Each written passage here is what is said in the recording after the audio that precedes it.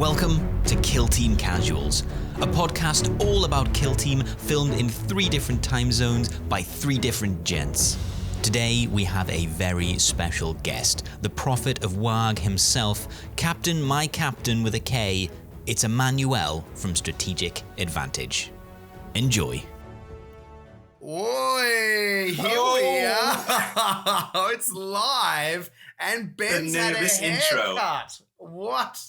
What has happened today? Way. A little bit of a beard trim as well. Yeah, I was going to too many drive-thrus, and too many people were confusing me for Jason Momoa, and it was just too much. Yeah. I also got a new dog. Oh, yes. I got some new guitars, Nice. and I'm a new person. Wow. Quite the transformation. Quite the transformation. It's been a journey. I appreciate both of your support this whole past week. Yeah. I mean, we supported you through FOMO and that ordeal, and I guess we'll support you through this change as well. We approve. Solidarity here on the channel. Well, for those who are listening auditorily and can't get this joke, we're joined today, as always, by Russ from GFN Gaming. He's just to my that side. I'm in a different position now. I know. How do you feel?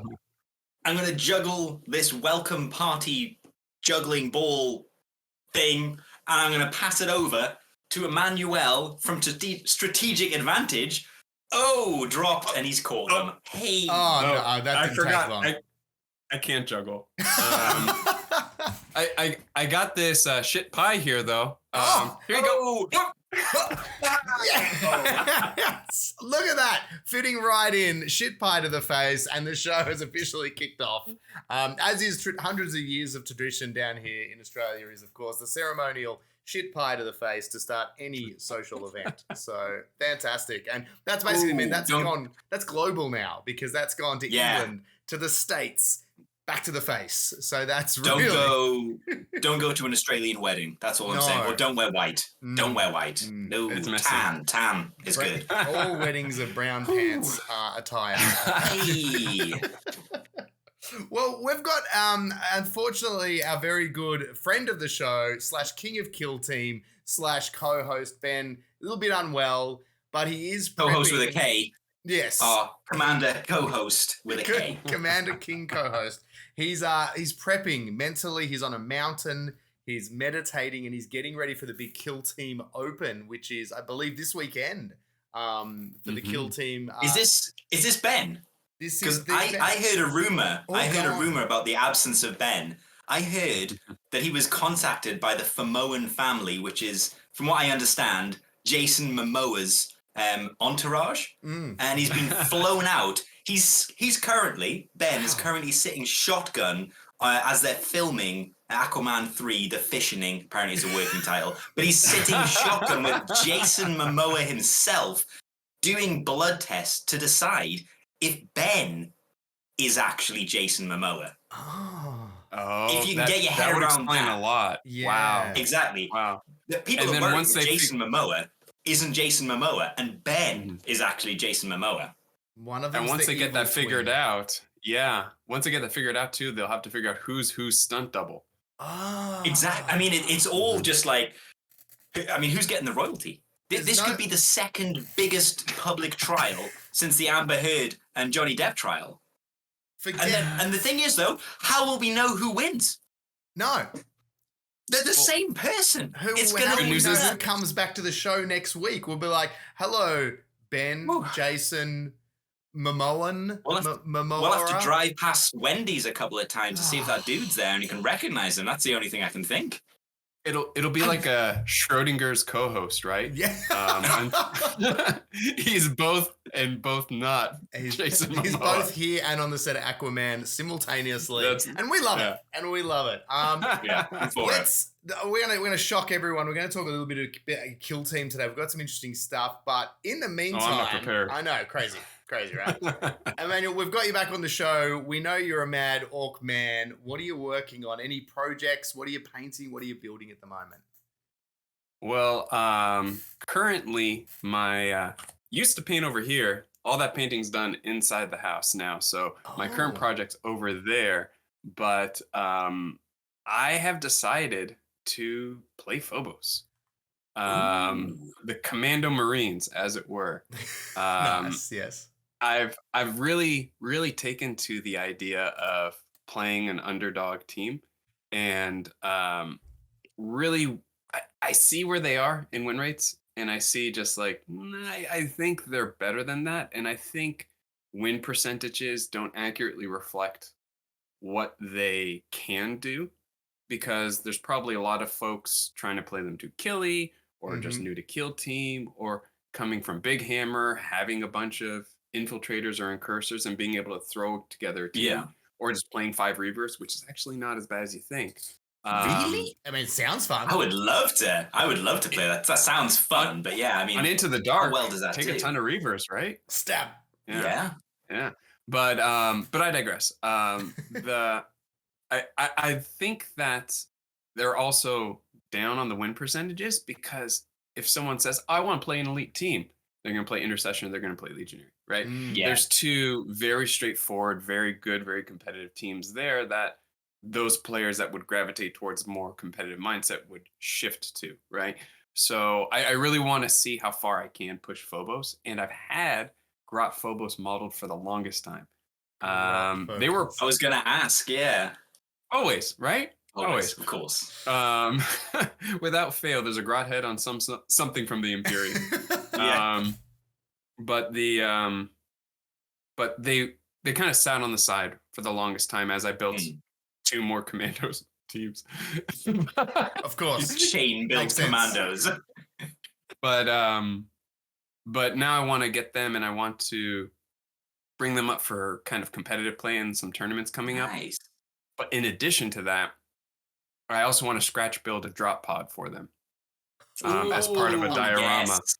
I want to make an orky, ramshackle drop pod to be crashing in through just kind of some scratch built walls. Nice. And then they're kind of coming from it. And my inspiration came from a random post I saw on r/orcs, where someone had done something similar using like a can of soup as the base. Because it has a kind of like corrugated kind of texture to it in the middle. Yeah. And then and it was just amazing and stupid and great. And so I was like, this is ticks perfect. All the orc boxes. I love it. I like to think that it's still just a can of soup. They didn't even bother modeling it that much. It just says Campbell's, and it's just them coming out covered in tomato sauce. And some guns on the side. They've stuck Tomato soup. Yeah, look at this. He's just ready for it all. That's great. So have you played a lot of games with Phobos to like get some games in with them already? I have a very strong rule against playing with unpainted models, because if I break that rule, I'll lose my motivation to paint. Nothing gets that being said, that's very disciplined. Very disciplined. I can't understand what you're talking about. Don't look in this section of my screen. I mean, I got a similar pile right over there, pal. We've got to frame that out. That's ridiculous. But I have played one game just because I modeled them, and I wanted to at least see how they felt, to see what direction you wanted to go with them. Yeah. And mostly to see if I wanted to commit to a mine layer or saboteur. Okay. Or the veteran for what I wanted to do. Because I knew I wanted comms. I knew I wanted to do some medic shenanigans. I knew I'd at least want 1, if not 2 Reavers. Yeah. But then like for my last ones, like veteran hits really hard, but am I going to be able to do more map control with a mine layer? Hated the mine layer. Absolutely hated it. Yeah. So the veteran's the one with the custom gun. It's been a while since I looked at Phobos rules. No, I always like that one just because of that. And a knife. Give it 2 rules. Oh, is it good? Yeah, custom. Oh, he's got a good knife though, hasn't he? A decent. A different one. Yeah. It's almost a Reaver one, but it's not fists. Because the mine layer is for the Phobos as well, is the one where you actually have to manually set it off. Like you've got to have the AP to like put it somewhere, or because there's 2 different types, isn't there, in the Phobos? I did used to play a lot, but I've forgotten which one. One's a proximity one. That's it. And the other one you actually have to detonate. And I mean the Vet Guard one is so much better, honestly. I only played one game. I set the mine. It was an utter disappointment. That model just never did anything for that entire match other than shoot his gun. I was like, well, if he's just going to shoot his gun and no one's going to come close to this in mine, and it didn't change anything, why not get a guy who has a better chance shooting his gun? Right? Yeah. So I decided, I proved to myself that veteran is better than the minor. You're out. So because I want to do my first 6 and then build up a roster from there. But I wanted to know what I was going to do with those first 6 because I'm going to experiment with streaking grime with these guys. Never used it before. Never used an enamel wash before. So that's part of my current month challenge is once I get them all base coated and someone in your Discord, the Kill Team Casual Discord, the spiritual Kill Team Casuals Discord, which is Battle Brothers Tabletop. Hey, Ben's here. We can call it whatever we like. It's the 3s to Wound GFN Discord. As far as we're concerned now. Why not? They gave me some great advice saying to varnish first before you streaking grime. It flows. I never knew that. So now I'm super excited for that because then also now I don't have to worry about, oh no, now I need to wipe it aggressively and all of my So I'm excited. Great. I'm excited for this. That's cool. It's always great to like have a new team, but then obviously be using a new painting technique on said new team. Double excited. I have to ask: are you taking because you said a couple of things? You were like, I'm obviously taking this, and you wanted 2 Reavers. Are you taking the marksman? Yes. Is he an auto take? Yeah, he's awesome. Because I thought he was cool. I quite liked him. For me, yeah. There's some folks that are kind of on it. I think that his threat is more than the actual dice he throws. Because there's going to be a lot of hesitation and a lot of cat and mouse games that are going to happen with this guy. And then some weird stuff that the comms can do with him as far as letting him do some extra stuff after he shoots or letting him flip to conceal later and all this kind of weird stuff. So there's some interesting stuff interesting synergies there that I want to explore. I haven't played them obviously in Into the Dark, but yeah, one of the challenges we did, I made a Phobos, and I actually really enjoyed them. And this was they obviously got the buff to help them a little bit. Two buffs. Yeah. 2 buffs now. Yes, exactly. But even back then, I still really enjoyed playing them. Like I said, I think they've got really good board control. And considering how many wounds they've got, they're also very hard just to get shots on if you play them right as well, which is a bit of a dangerous combo. So they do forgive your mistake. If you muck up with your placement, they can still take a hit, but they can still, they can be, they're a fun team. But I think, as you said, compared to other elite teams, they're not as plug and play. You've got to... Exactly. And their ability especially to go... intercession. Yes, exactly. And their ability to deal out big high AP damage, well, yeah, they really struggle with that. There's no plasma gun or 6 plasmas hidden in your list. That probably is the other thing. And at the risk of getting too kill teamy for you guys, we're steady on. Yeah, so if I overstretch my bounds a little bit, just feel free to mute me. Take us off the air. Take us off the air. It's going too great. You were warned. The current Critical Ops mission pack also is an entirely different climate from where it used to be. And it's very easy to max your primaries in this because of the number of objectives and how there's no differential of points. So it's really hard to, except for loot, which both people can't mathematically max. The other 2 missions, it's fairly easy to both get 12 or both stay very close. So it's all about the secondaries at this point, right? So it's really shifted quite a bit as far as where points come from that lead to victory, and I think that Phobos might do pretty well in this. But I'm willing to experiment. I mean, at LVO, I experimented in the pods, just taking the worst of my options for archetypes. I went with infiltration when I had access to seek and destroy. I was like, let's just see how well I do with this one because it's clearly not as good and. It's clearly not as good. Experiment verify. Yeah. But what archetypes do Phobos have access to? Because they seem to straddle. Like I can see them getting just all of them because they feel kind of like Seek and Destroy because they're Marines, Recon because they're Phobos, Infiltrate because they're Phobos, and Secure because they're Marines. But I'm assuming they have either 1 or 2 or maybe 3. Is this testing? I'll pull them up for you right now because I know exactly which one I want to take. We're doing it live. We'll start with that one. What are you gonna take? What do you? Because you can pick them now as well. You can so tailor made for maxing your tac ops. Recon's real good. Recon's real good now. I've not played the new Recon yet, actually. Oh, recover item. Oh my goodness. See, I'm getting into blooded. getting into blooded at the moment, so I can only ever take Seek and Destroy. So I'm basically focusing on them. That's all Well, Seek and Destroy is a great one. So they can also take fun. Infiltration and Seek and Destroy. So Recon, Infiltration, and Seek and Destroy. Yeah.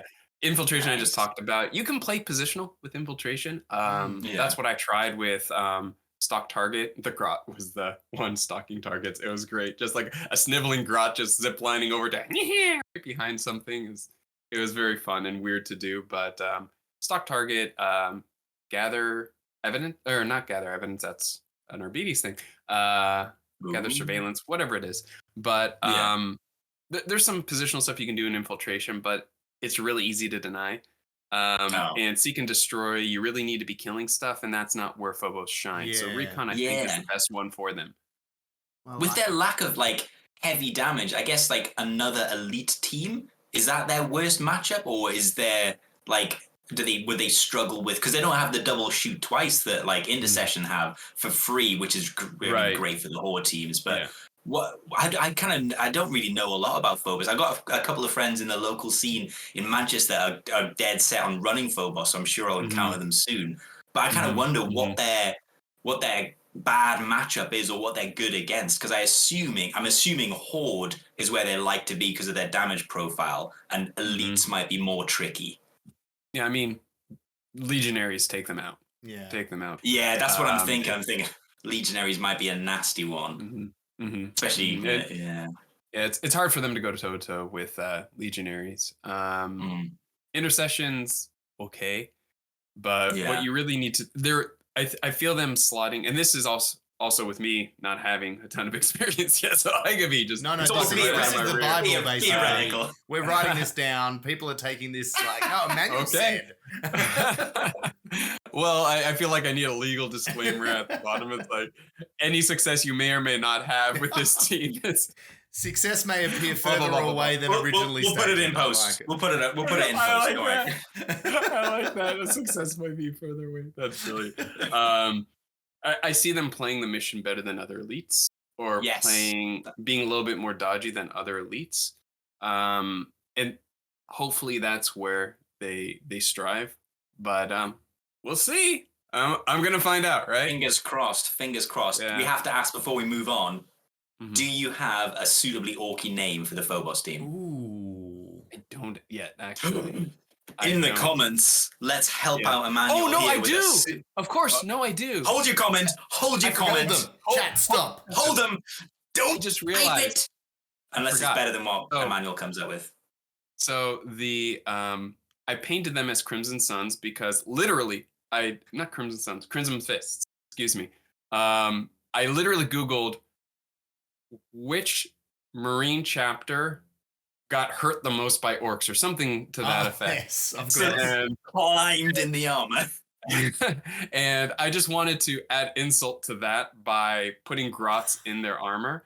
But then also from Pop Goes the Monkey, I got pauldrons that have the orc face on it. That's for their left shoulder. Cool. And I did a play on Crimson Fists. They're called the Crimson Gits. Nice. I can appreciate this. Crimson Gits. With a K, of course. Of course. Obviously. Yes. Of course. That's good. That's You can hold your comments now. It's going to be hard to top that. It's been so that tells you how long it's been since I've modeled these guys. I actually modeled them right when the box came, and I completely forgot about my headcanon for them. That was said that, as you announced the name, someone in chat made the exact same suggestion. So either you're having a Jason Momoa situation. That's amazing. You've got an evil twin of some description in the chat. Or you're Lapscallion. You have been this whole time. So I don't know. Yeah. He's actually been peering inside the window. He knows where I live. He sees me when I'm sleeping. He knows when I'm a git. All right, Russ. How about you, man? But it's true. I must admit, I do prefer the way Lapscallion said it. He's much better. So yeah. Russ, what are you? What have I been up to? Yes, you over there in the weird placement where you're not normally, but you are today. Yeah, I know. On your right, crazy. I feel bad. I've been making. It's like I knew Emmanuel was coming on the pod, and I did. I did, obviously. That'd be weird. I mean, it fell together at the last minute. But anyway, I'm making some more orc, another orc kill team. I'm making an intercession squad team with some orcs that I had like left over, and I've gone a little bit rostery. So I just kind of made a bit of everything. So I think I've got like 4 assault incestors. I've got 3 flavors of boss. So I've got the assault one.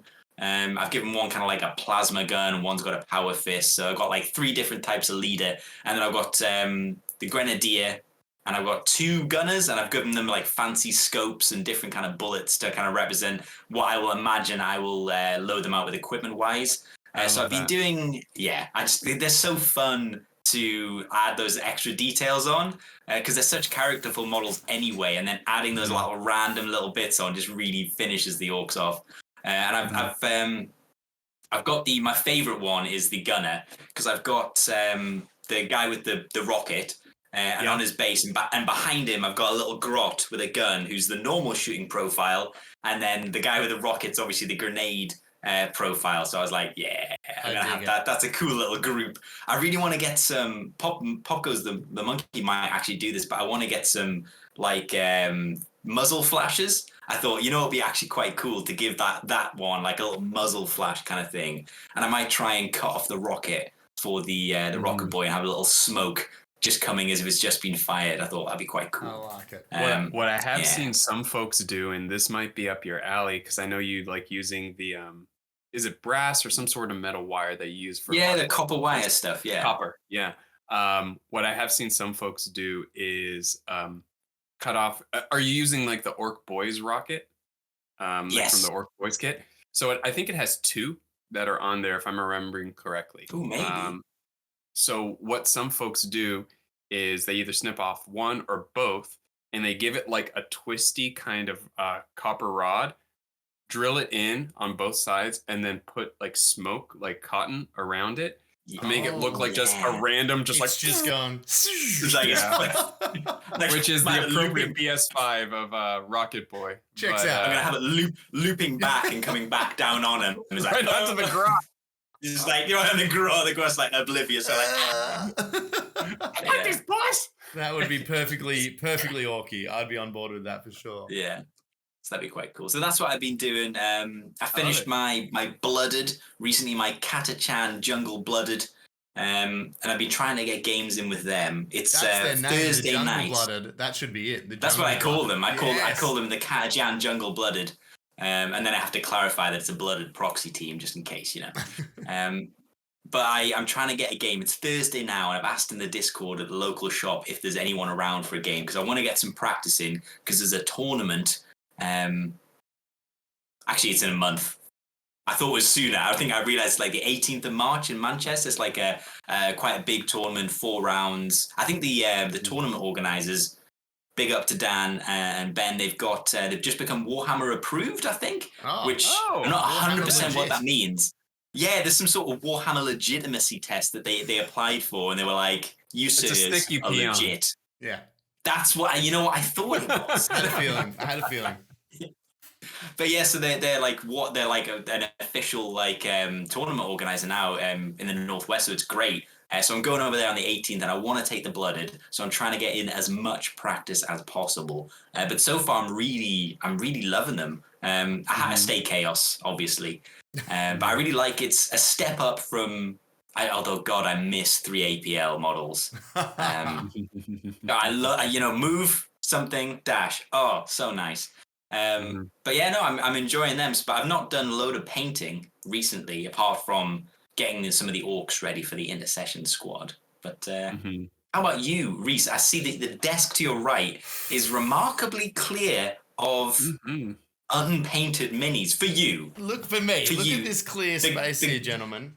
The great white Australian whale that you are that buys everything G-Dubs makes. I'm surprised there's not more unpainted minis over there. I'm responsible for 90% of the Australian exports coming in.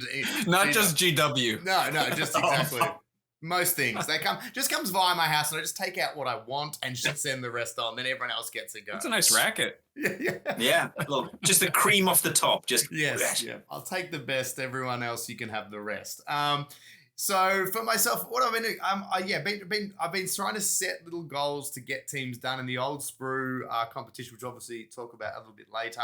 That was a good kickstart. That got my my Star Striders done, which I was very happy. They've been on the desk. Great. They've been on the desk since the last edition. Good. So the first part was just getting all the dust off them and like scouring back the centuries.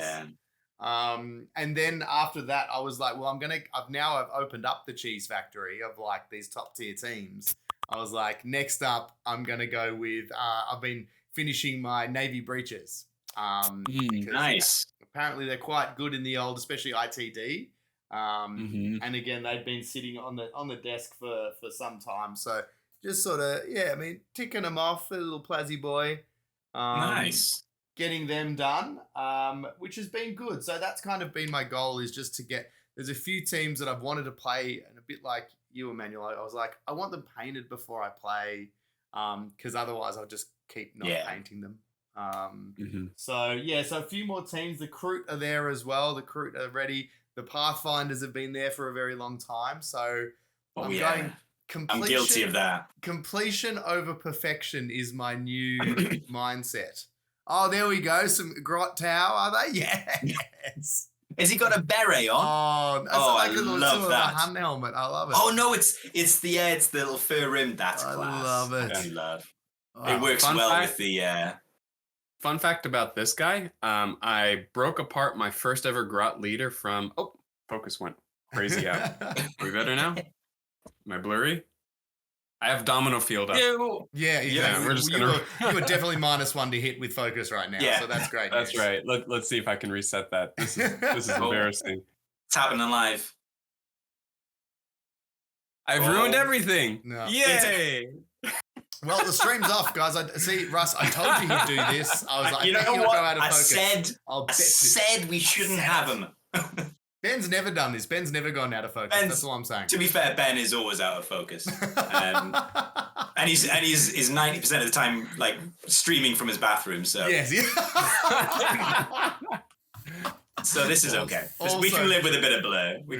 He's got a bit of Gaussian blur on him. It's fine. It's fine. Exactly. It's like Bold and the Beautiful kind of, like you've got to do slow turns into it now and stuff like that. Golden Demons, Slap Chop. Yes. There we go. The other thing I've been doing, my narrative campaign, speaking of underdogs, my dirty little Apollonian fourth Cassican boys were back in the trenches. They went actually not trenches, into the dark, I should say. They went against the Hierotex Circle. Are you open play or into the dark here? This was into the dark. Into the dark. This game. So we're basically, each time we play, there's 4 of us in the little narrative, and we've always got an open play and an ITD. So we roll for opponents, and then we roll off for whether you'll be ITD or open. So it's kind of good. It means you never get bored. You get different opponents. I must say, the Hierotex Circle, I've played them the last 2 games. They are better than people give them credit. I think a bit like... I think you're going to be like, they are better than me. Yeah. Every time. Consistently. In the last 2 games, it's been 1-1. One game, it was a narrative one where I got absolutely stitched up, where my guys just had to set up in the middle. And then his literally were in 4 corners around the board. And his mission was to get into that middle section. And I just got trounced because Cassican guys don't survive Gauss blasters very well from Immortals, it turns out. Are they like 4-5 base -1 AP or something? Yes, shooting so pretty much not much survives that. No, and if every time they shot, it was one guy gone, and because they had the 4 setups, it was a turkey shoot. They were just like, and my guys it was embarrassing. So ITD was great because I made it past turn 1 and was able to sneak out the win. But Cassican, I played them because, one, I just thought the cool new models, I like them. And I do like an underdog team, but geez, they do need, they're a team that's definitely, I feel they're just missing something. I don't know. I don't quite know what yet. So I was going to do a video just talking about what I like about them because there's things to like. But I'm not sure if it's the combination of their team trait, which is the elite points, which lets you manipulate dice up, or if that's not that great, is it the hitting on 4s, which can be very, very, really, really hurt sometimes. You can have some bad rolls and can't even really do chip damage and stuff like that. So, yeah, interesting. But the narrative campaign's been great. In the narrative, there's Nurgle Legionnaires, the Hierotech Circle, and Corsairs. So it's a pretty good mix of teams. Oh, Corsairs. Are they Legionaries? Oh, no, sorry. I immediately went Red Corsairs, and I was like, is that Legionaries as well? But you meant Corsairs as in the Corsairs. Yeah. There you go. So that's back in all his glory is Emmanuel. Oh, man. Fully in focus once more. Fully focused. I love it. I thought he'd given up when the camera went off. He's like, well, if I'm not in focus, I'm not on the camera. I'm just, honestly, a little bit distracting. Yeah, I was just looking at it. I was a little irritated. It's like, why am I so blurry?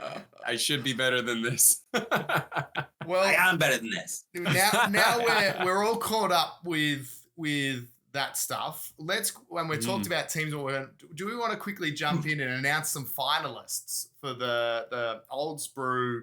Because that was one of the main reasons we got you on, Emmanuel, because you are helping us basically you're running it. Let's be honest. We're turning. I was going to say helping us to our own competition.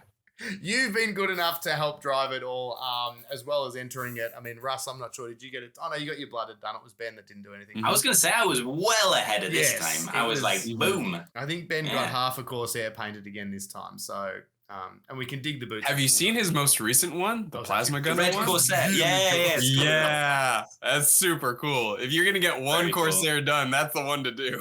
That's a good one. So basically, guys, I went all out from the technical standpoint today, and I made some slideshows of the finalists. Exciting. So people watching will be able to check them out, but also we'll explain the choices. So for those who are listening on the pod as well, so we know who's got them. I hope you guys have the names attached to them because I didn't label them.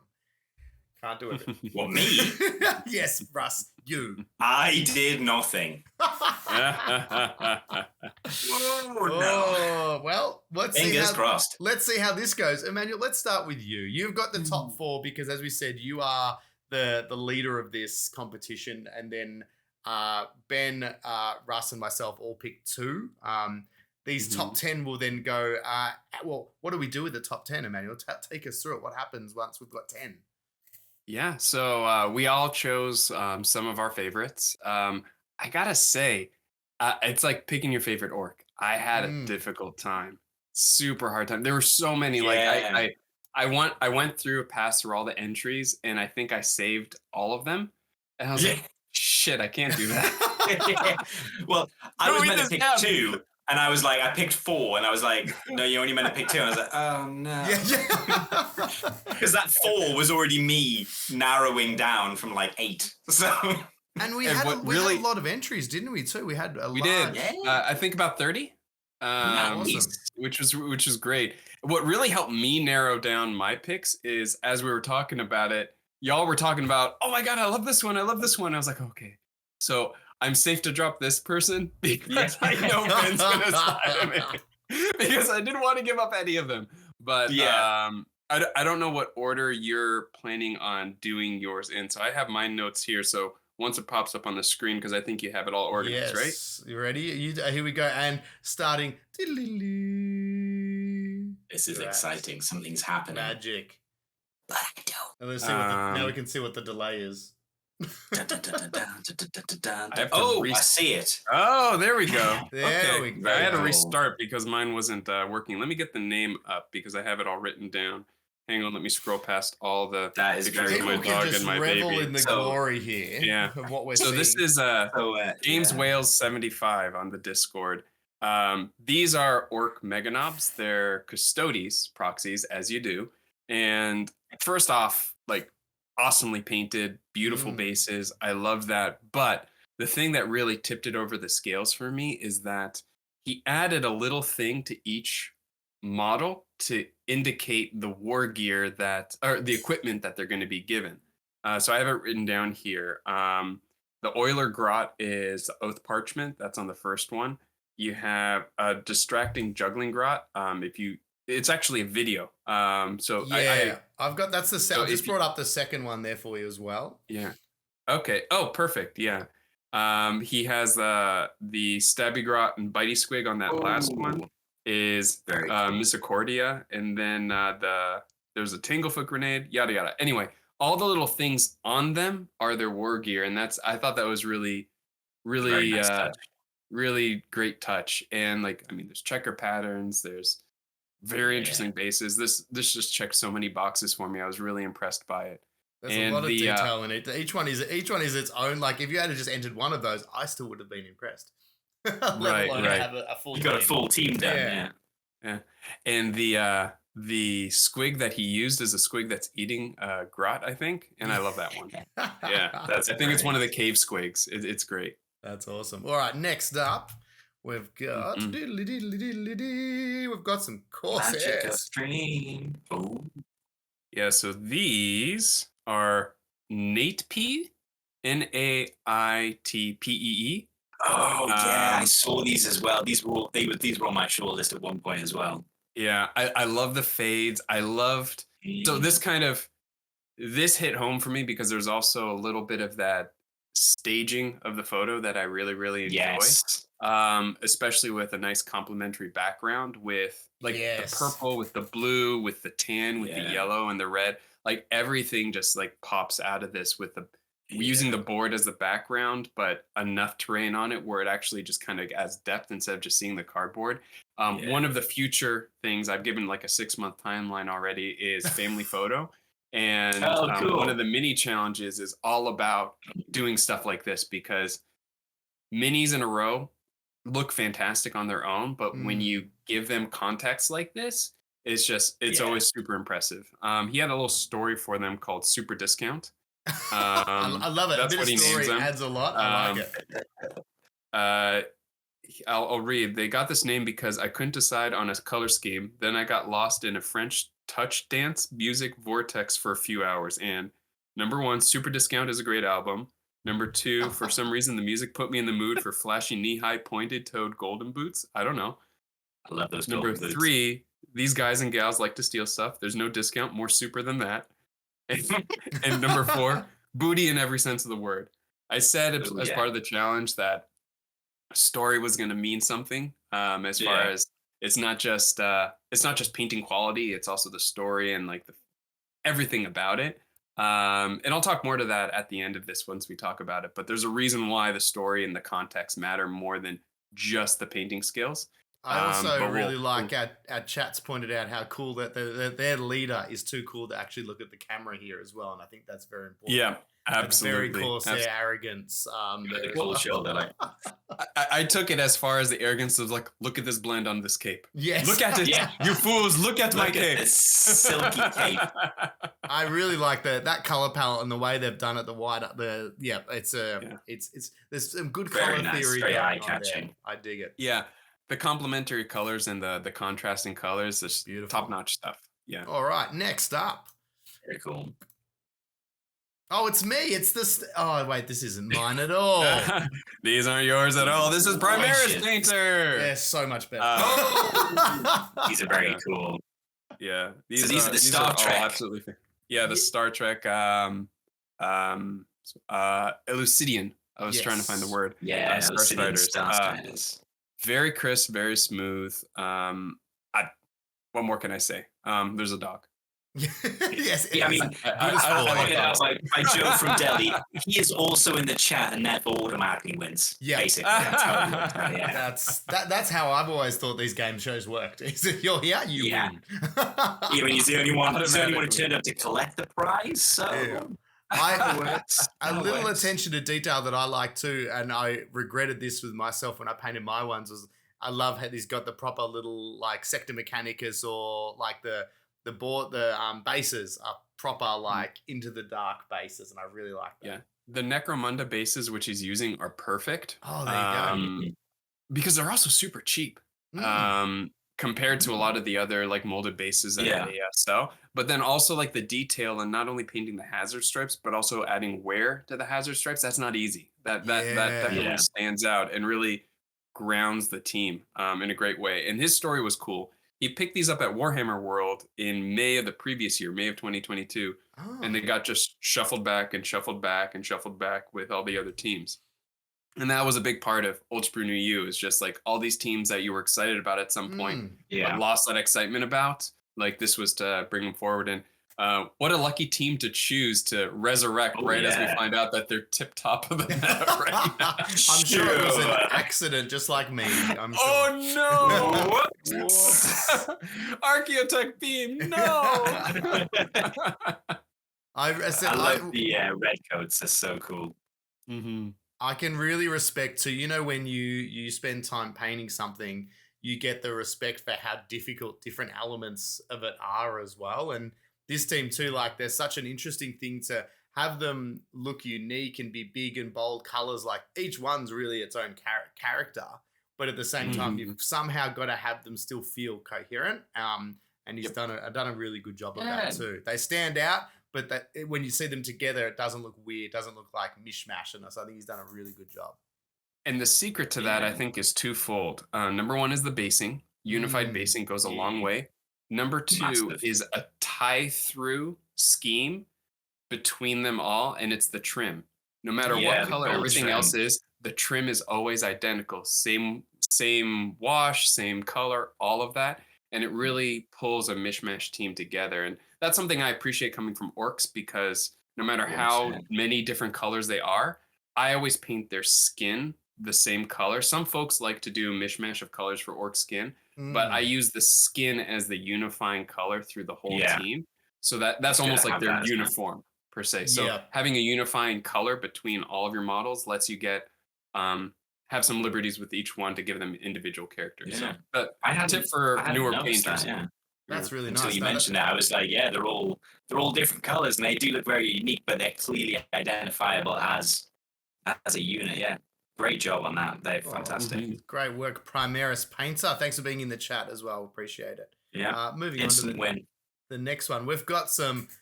I guess these might be yours, Emmanuel. Actually, are these yours as well? So are they? So before someone accuses me of picking two orc teams, before I knew it was going to happen, you guys knew it was going to happen. For the next challenges, everyone don't do orcs. This is just coincidental. Chat's blown up. There's a lot of orc bias chants going on. Things. Yeah, I knew it. You've stirred the pot. No. You've stirred the pot. So there's two reasons why Rayetti's team stood out to me. Number one, not that they were orcs. Number one was how well the kit bash was done. So he used a lot of the Farstacker Kinband war gear and attached them to Cruel Boys. I actually had the same idea. I'm nervous about doing it because I'm worried that I'm not going to do it as well as he did. And I do a lot of kit bashing, so that says a lot of how well he do it. Because like if you look closely at a lot of these models, he had to green stuff an extra finger because Kroot don't have 5 fingers, a thumb and 4. Oh, yeah. Oh, so every single one had to get an extra finger to make them. Right? Man. That's so when you realize that, it's like, wow, that is dedication. That is super impressive. Yeah. And then using a flying squig for the bird token, and then having these other squig hounds. That looks like sniffer squigs to me. If I've ever seen a sniffer squig, that's a sniffer squig. They are great. Yeah, so he did a fantastic job. It just really stood out to me. This could have been any other proxy to make them into humans from the Kroot, but honestly, like the unified scheme, like the motivation to do that complex of a kit bash and to get that detail oriented with it, that really stood out to me. It's a like a beautifully like I'm trying to think, like, is it like a matte kind of paint job too? Like it's a very different style of dusty.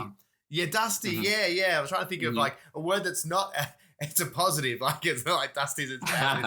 Like they look weather worn. They don't have that over the top cartoon bright colors you can sometimes get when you paint orc skin and things like that. Even the squigs, like they're red, but it's really muted. That's probably the term I was looking for, muted. And it's really it makes them look like they're living in the space. Yes, yeah, that's it. They're not clean and crisp, and there's real character to them, and yeah, I really think that's nice. I like that. There's a comment and it says, "This is what happens when Kroot eat too many orcs." This is it. This isn't an orc team, Emmanuel. No. This is a Kroot team. They've just eaten too many orcs and grown a finger. So whoever accused me of orc bias, I chose a team that killed more orcs than I can stomach. Because they stomached them. They did this. They did this to them. How dare they? Awesome. All right, well, what we'll do now, we've got that's the end of your choices there, Emmanuel. So what we'll do now, Russ, is we're going to load up yours. You've got 2 to add to the top 10 here. So let's shift on. So here we go. There's your ones. First up, we've got some sexy Cassicans. Speak of my devils that I was talking about earlier. Sorry, I'm just reloading it so I can see. Yeah, that's all right. It's happening live, everybody. It's fine. So this is this? Have you done mine in order? I've got the Cassican around first. Yep, items. You're right.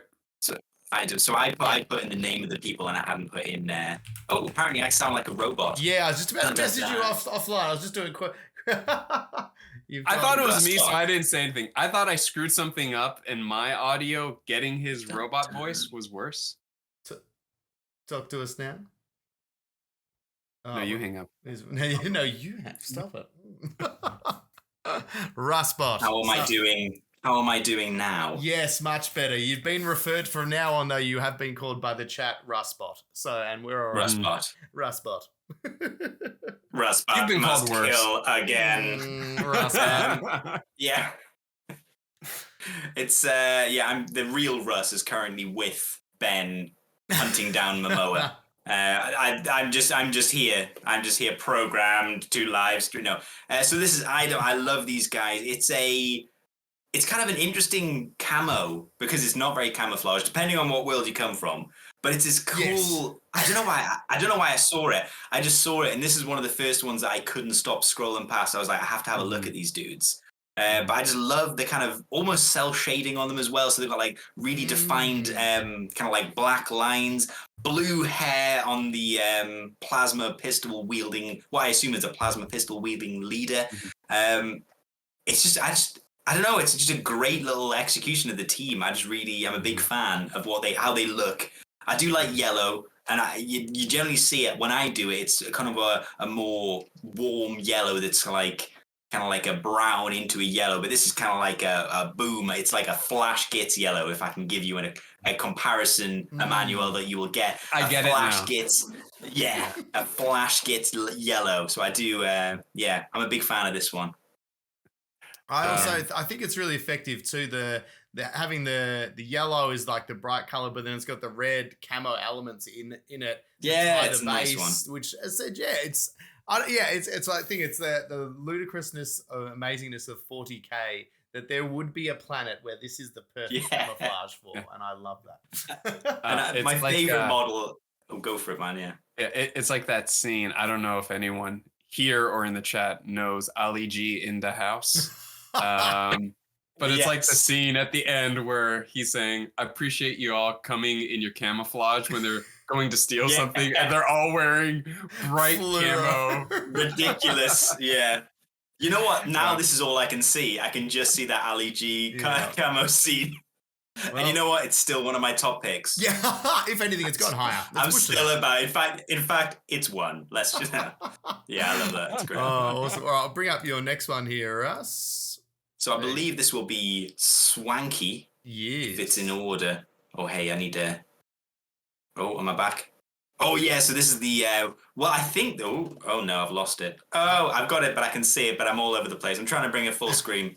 Oh no! Yeah, this is Death Swanky. Guard. This is the Swanky Death Guard. The swankiest of Death Guards. Swanky Death Guard. I'm a sucker for both Death Guard. If we're talking about playing to the audience, I'm a sucker for Death Guard. But even more than that, I'm a sucker for OG Scheme Death Guard. Yeah, me too. Which is the green shoulder heresy, pads and the heresy style. I love that. And he's just got a lovely. I think for me, it's kind of. He's got some amazing models in there, and I think I can't. Where is he? There he is. So there's the he's got like a pink tongue, and it's such a vivid pink tongue, and it's a beautiful blend from pink at the base to the tip, which is like a purple. And I don't know why, but I loved that. That was just amazing. I was just like, ooh, that's lovely. And with the green shoulder pad, that's the one that I was like, oh yeah. But yeah, I believe this is a Legionaries kill team because we've got the Shrive Talon in the middle. Yep. So it isn't pure Death Guard, but this is how I did my my Nurgle Legionaries as well. And the Anointed is so good with the chomping stomach. Oh man, I love that model. It's so cool. And he's got a little Nurgling. Yeah. Can we talk about the Nurgling in the middle though, on the Shrive Talon? The one dancing. Yes. Nurgling I've ever seen. Like between him and the one that's wearing the champion helmet that's on the base. Yes. I don't know which Nurgling I like better. They are fantastic. I've got a soft spot because I painted. I've got an old Death Guard kill team, and that was the same. Painted them. I think it's Pallid Hand, which is basically the old Death Guard scheme, and I just think it's so cool when you do have that because it's such a good base then for all the gross mutations, the gross green stuff. Like it makes all those little details pop a lot more, and this is a good example of that for sure. Yeah, I love this one. They were great. Very nice. All right. Well, we'll bring up Ben's, and I guess we can all just kind of talk through Ben's one as well. So first up here, I've got to find the name here because doing Ben's homework for him. This is Fall Slinky. And I was a big fan of this one because I just think it's a whole amalgamation of awesome kit bashes and details. Yep. Very grimdark. I don't remember seeing this one. This one's fantastic. Yes. This was on my short list as well. Well, my short list was like almost all of them, so I don't know if I could say this. But medium list. Yes. I think if I remember correctly, these are all like Necromunda character models. They look like it. Yeah, I've seen that one holding the gun with the pistol, with the fantastic mustache. Yeah, I've seen that before. These look like these are like Necromunda RBTs, some of these? I think there's some chest pieces. There's some Palatines in there. Yeah, definitely. Yeah. I can see Scion arms for sure.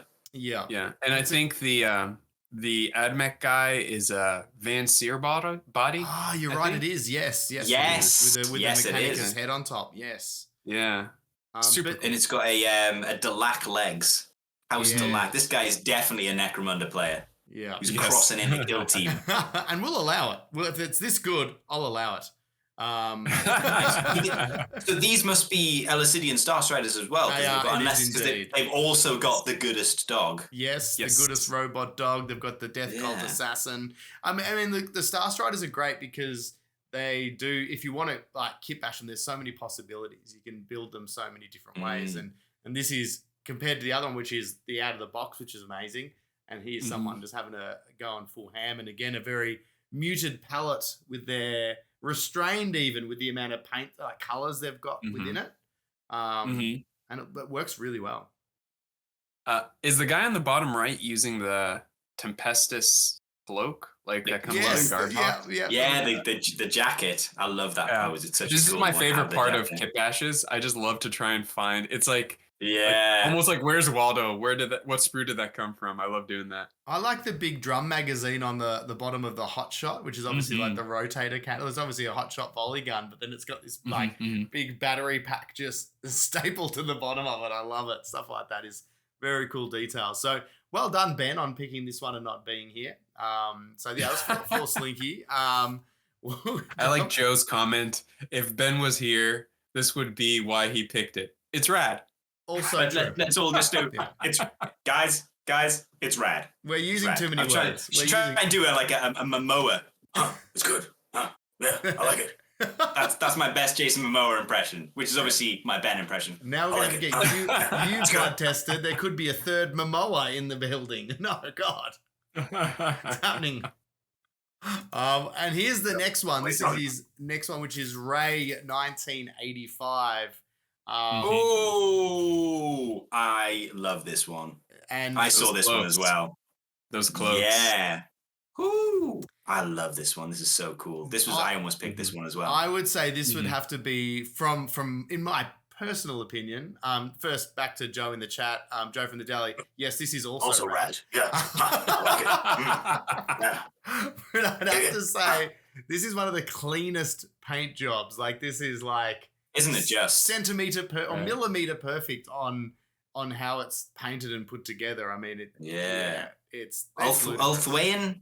Is the black and the bone Ulthwayan? Yes, I think so. I'm saying that wrong. Clearly, I'm saying that wrong.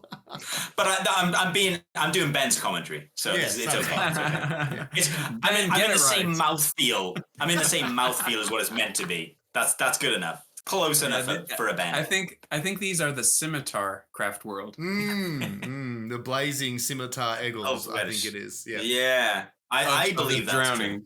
True. Do you know the most controversial thing about this paint job? The base around it isn't black. He's used a color. Oh, I think that would have been too much with the black armor. I think a black base would have been. I think he's made a great choice. Yeah. You know what?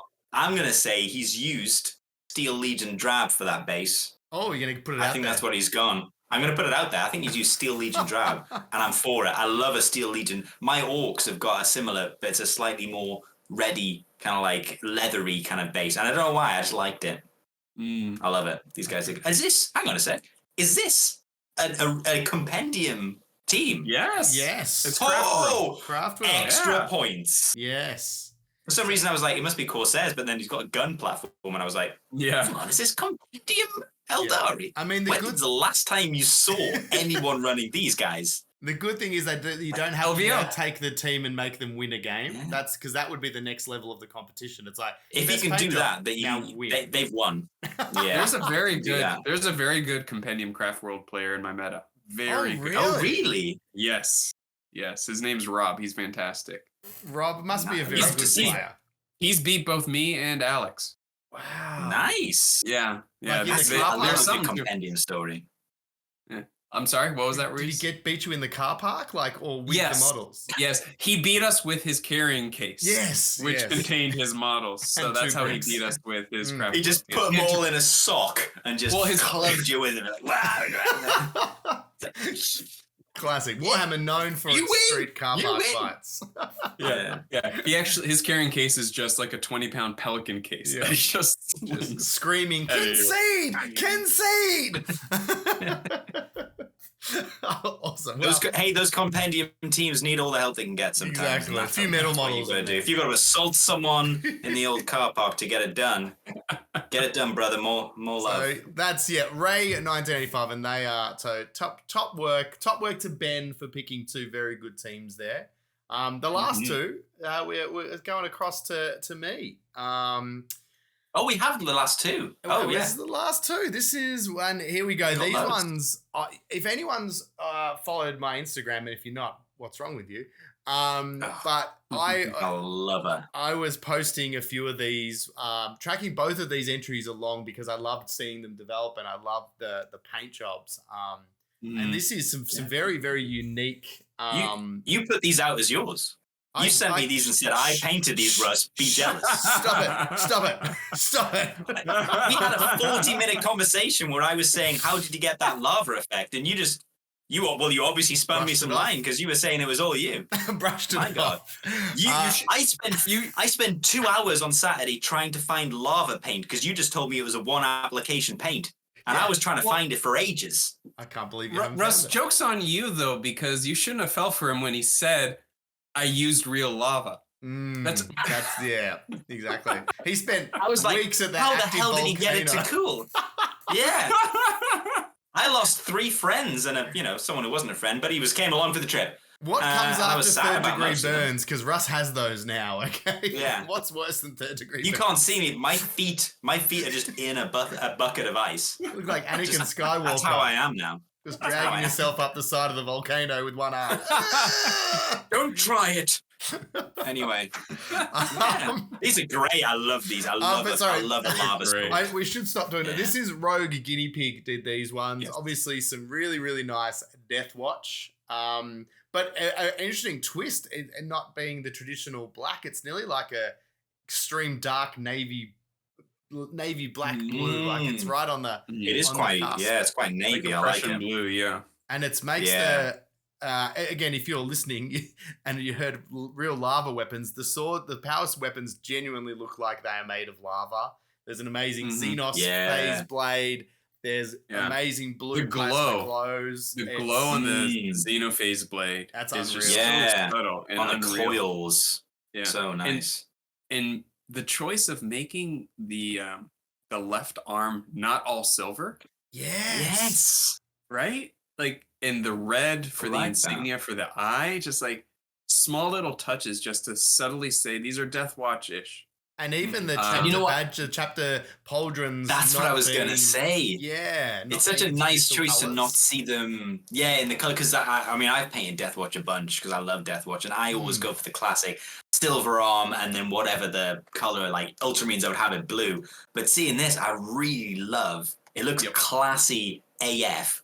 That it's not. It's just it's that blue, that cool blue that he's gone for. Love it. I said, yeah, Really I nice. kept coming back to these ones as Emmanuel said, when we were going through all the entries, and that's it.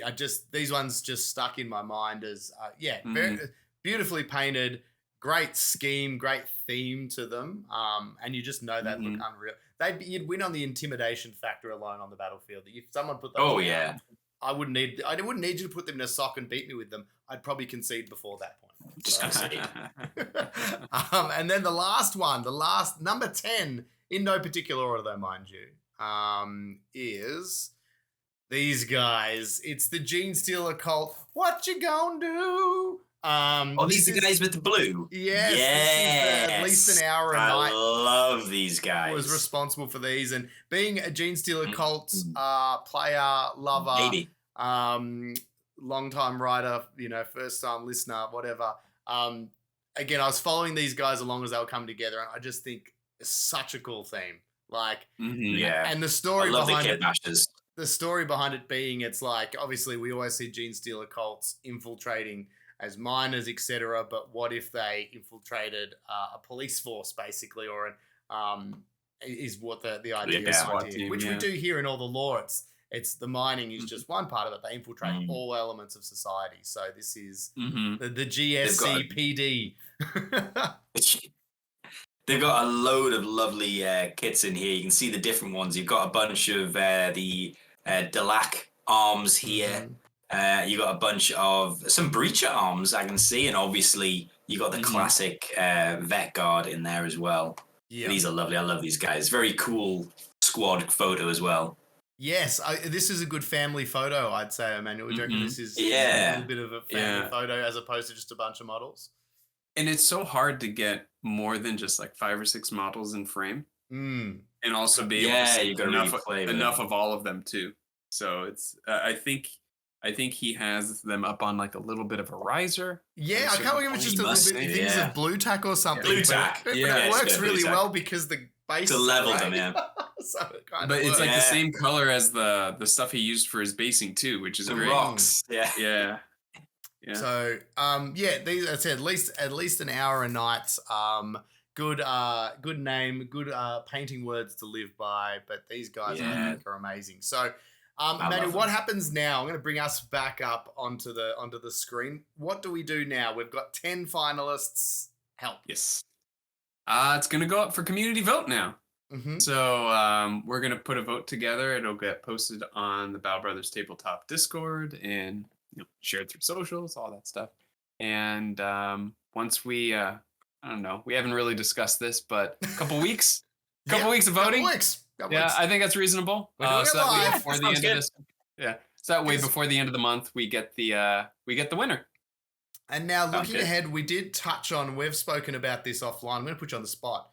We did talk about there's going to hopefully be some more competitions coming up, and we'll sort of, what is any sneak peeks or things on the horizon people have got to look forward to for the next round of competitions?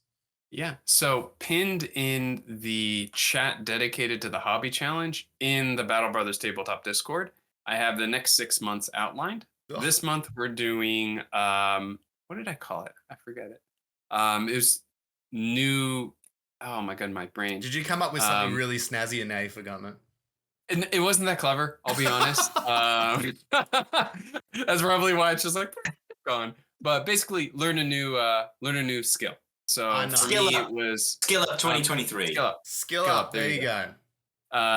So the whole point of it, learning something new. Next is all about that base. Next month, and these are mini challenges. And my next month is all about basing, doing something new, inventive, different with your basing. And then the next big challenge is going to be all about terrain. Name to be decided because I haven't thought about it yet. Please put your funny terrain name suggestions in the chat. Yes. And I will nick them. Yeah. But loot them. But we're all guilty of having piles of great terrain because we're all excited about the teams, and then the terrain just sits in the box. There's tons of it there. I still haven't painted my Octarius all the way. It's bad. Nothing to see there, Russ. There you go. I see some scramble. I see some scramble that's sprued. That's clipped from the sprue. But yeah, so that'll be the next few months, and then a couple mini challenges, and then next big challenge. Haven't decided yet.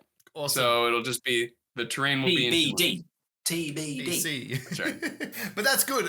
For those who are enjoying the challenges, that's it. There's more coming. So make sure Battle Brothers Tabletop Discord, there's always lots of stuff. Information will be posted in there about what's going on. We'll always be participating to varying degrees of success as well. But it's really, really cool. I know myself, I'm getting a lot out of it being just participating and just keeping me focused. But I'm looking forward to the base one because I'm pretty low key when I do bases. It's just like, some of the pre stuff and maybe a little tuft of grass. I do want to up my basing game. So hopefully this will push me to try some stuff out. I am conscious we're a little bit of a time squeeze today, man. We've only got you for a little bit more. So in theory, Russ, go with me. I'm going to ask you this live and everyone's going to judge you. We got you on today, Emmanuel, because I really want to hear your thoughts on the Hand of the Archon. Yes, the new teams. The new stuff. So, Russ, would we say we can save Legions of Russ? I know it's controversial. I know people come here for it. But I really can save. Yeah, no, I 100%. So we can't, obviously, we can't continue without going into the new teams. Emmanuel has just posted an amazing article, which I've been trying to digest all of. So we'll get into that and talk about the two teams. But then, yeah, so we can save Legions of Russ to another time, or we can maybe I can throw you one afterwards if you'd like, Rhys. We can do that too. I can do a solo before we return with Ben. We can do a solo. Yeah, we really need to talk about that. We've been monopolizing your time talking about random stuff. Let's get on to the reason we're here. It's all the long con though, because full disclosure, let me put this in a way that Rhys would understand. Slow it down. I like it. Oh no! So I looked up some Australian slang, so hopefully I'm using this right. If I were to play as a competitor for Legions of Russ, I would make it. It would be the dog's breakfast. It'd be a dog's breakfast. Yes. Yeah. It would be. As opposed to being the duck's nuts, it would be a dog's breakfast.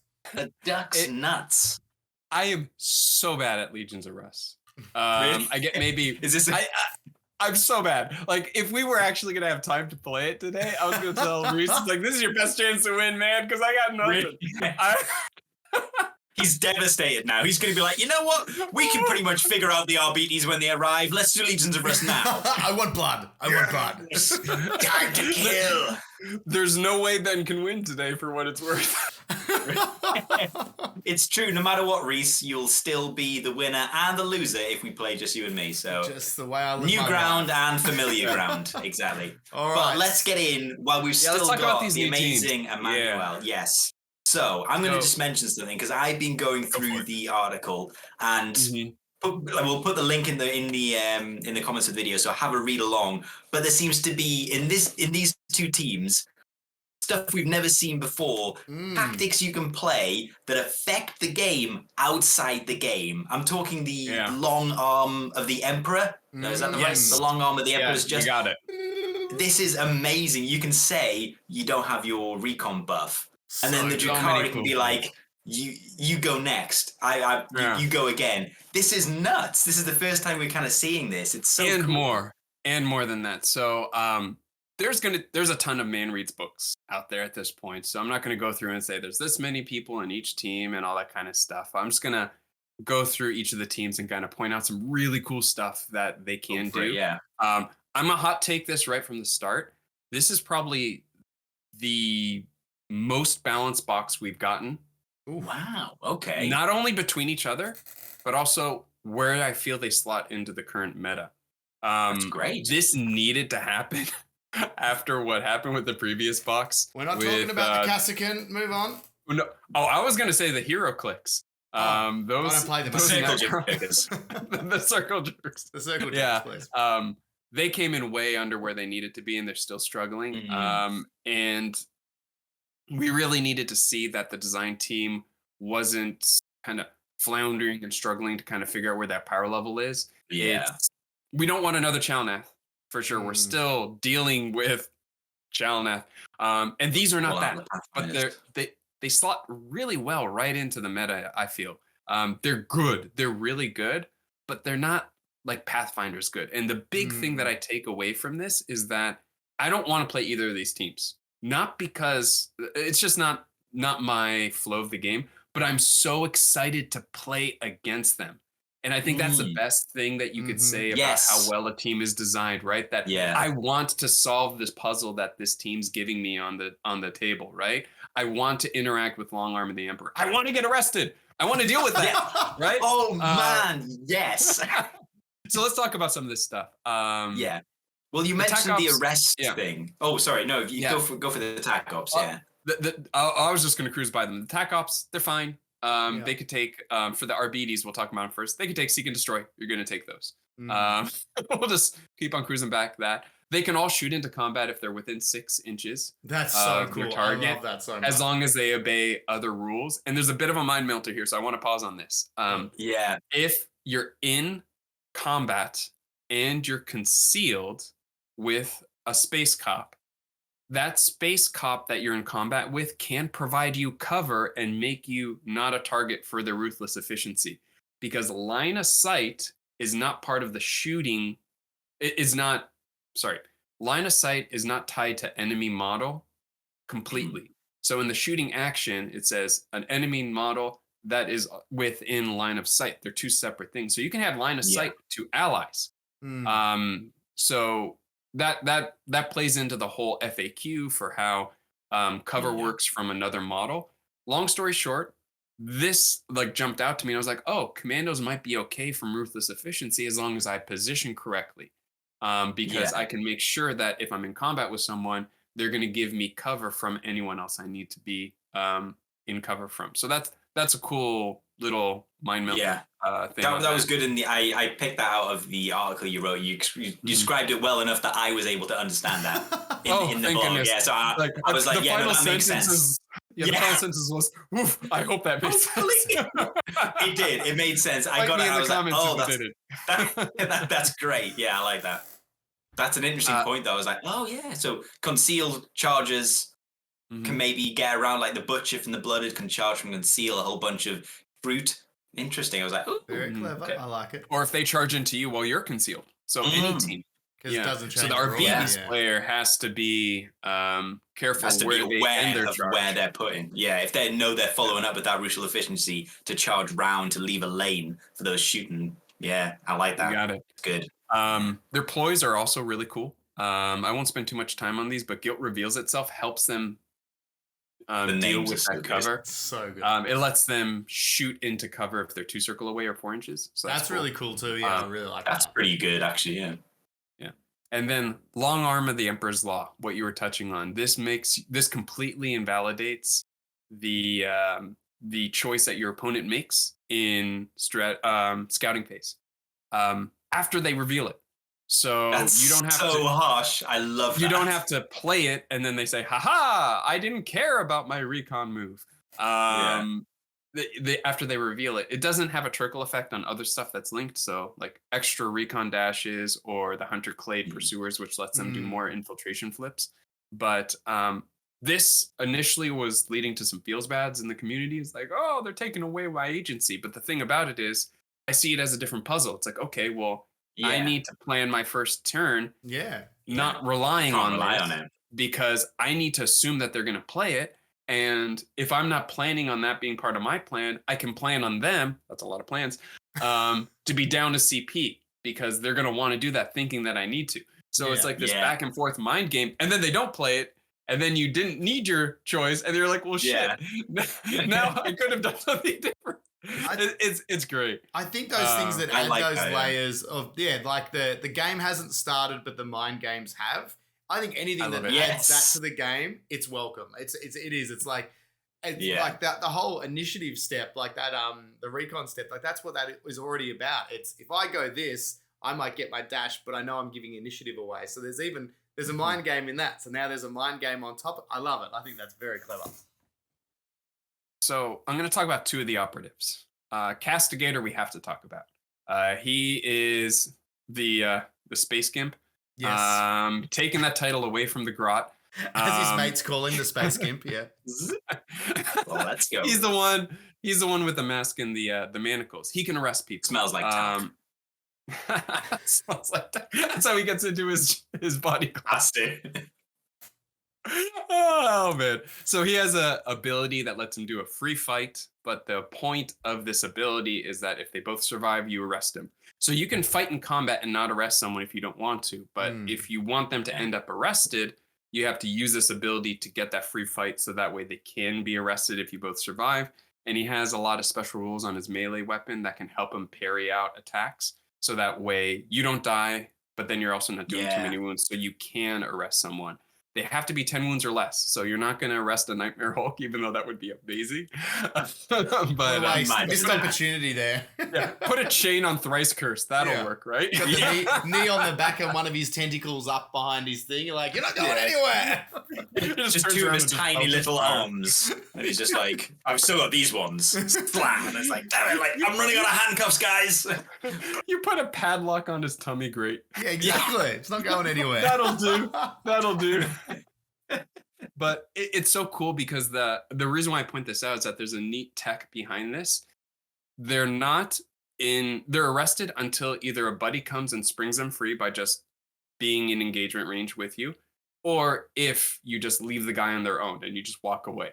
But the castigator doesn't have to be the one that stays in engagement range. Even the dog can charge into that combat, and then the castigator can go leave and arrest someone else. It just has to be someone from the exaction squad, which is really cool. It's so cool. It's so My cool. goal, whenever I field these guys, is to try and arrest an entire elites team. 100%. Oh, no, I can't. No, you can't, because they're all I can't. Wounds. There are too many wounds. An entire scouts team, I guess. Entire commandos team. I don't know. Someone. What? I'm going to arrest all the Harlequins. There it is. Perfect. There it is. Yeah, because they need to. Filthy clowns. Domino, you field your way out of this one. That's right. And then the next one. It's such a cool mechanic. It's so cool. It's so cool. They have an equipment piece that lets them do it to 7 wounds or cheaper models. So that can let you go around and arrest a bunch of vet guard. But the next one I do want to talk about is the Revelatum. Not the dog, not the leash master, although they're super cool as well, and there's a lot of tech you could do, but the Revelatum hasn't gotten enough attention.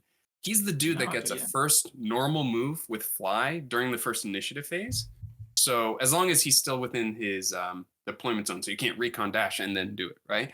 But you can get a lot of distance with that. And then he has an ability to turn someone onto an engage order for the purposes of shooting, as long as allies are within 3 inches of him. But that's not all at the same time. he has someone that's visible to him within 6 inches, tag, you're counted as engage. And then for his second action, he runs back to his buddies and says, that guy there, that guy, shoot him. Oh, So you can run back to your back line and be within 3 inches of your grenade launcher guy, for example, right? Or your marksman, whoever's going to be taking the shot. Yeah. So it doesn't have to be a short range ability, even though on initial read it might be. I like that one. Sounds nice. I like that. I'm getting, the more I read about them, mainly from your is the more that I really, from the one thing I've read, I was like, I trust Emmanuel, I'm going to read this. But yeah, I'm really looking forward to the RBs. I managed to get a pre-order. Hopefully it'll come, but nice. Yeah, I'm really looking forward to the RBs. Those were tough in the UK, I heard.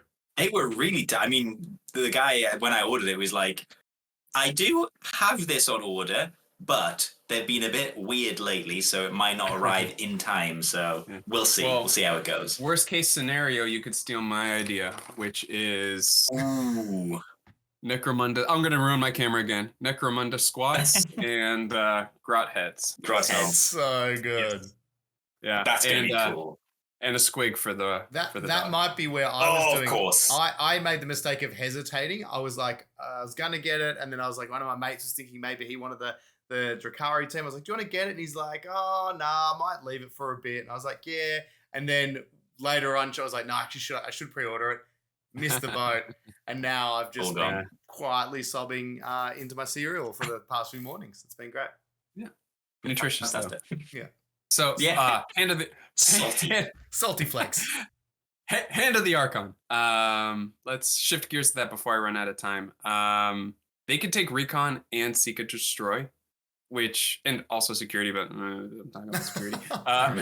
Recon and Seek and Destroy, which is great. They have some other tac ops which are neat. Slave Run is neat, but honestly, Seek and Destroy is real good for them. Recon's honestly not too bad for them either.